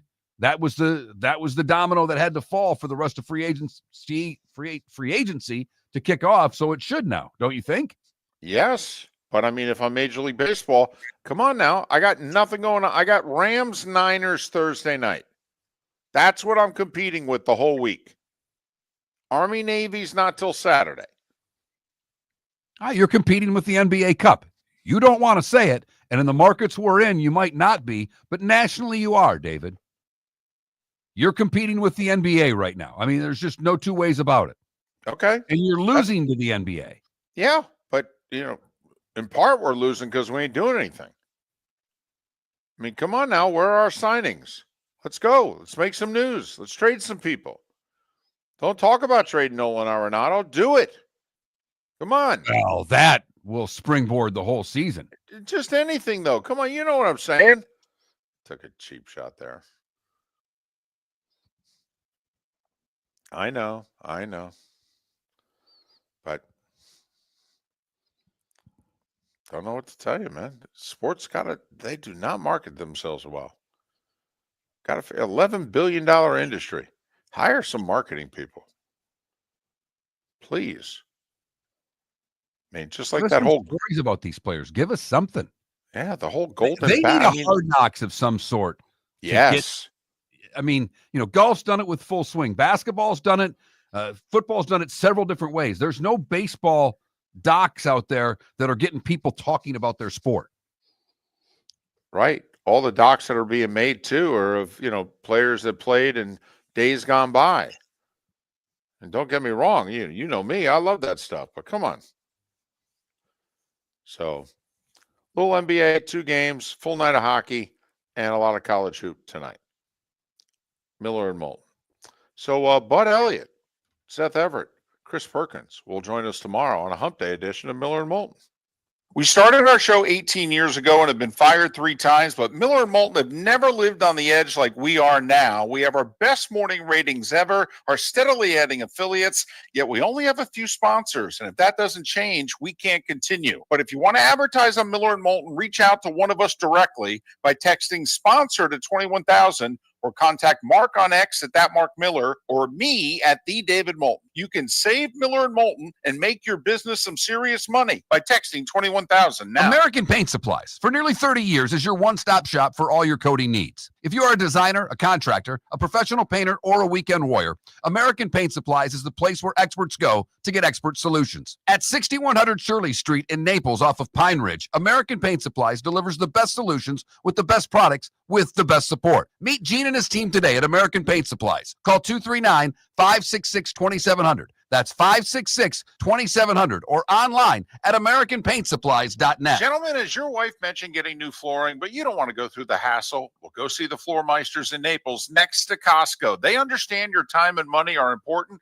so they'll make it as painless as possible. With a huge in-stock selection of carpet and Core-Tech, they can get you the floor your wife's been asking for. They carry wood, vinyl, carpet, and tile. If you do it yourself, no problem. They can handle that as well. So go see TJ at the Floor Meisters and tell them, just keeping it real.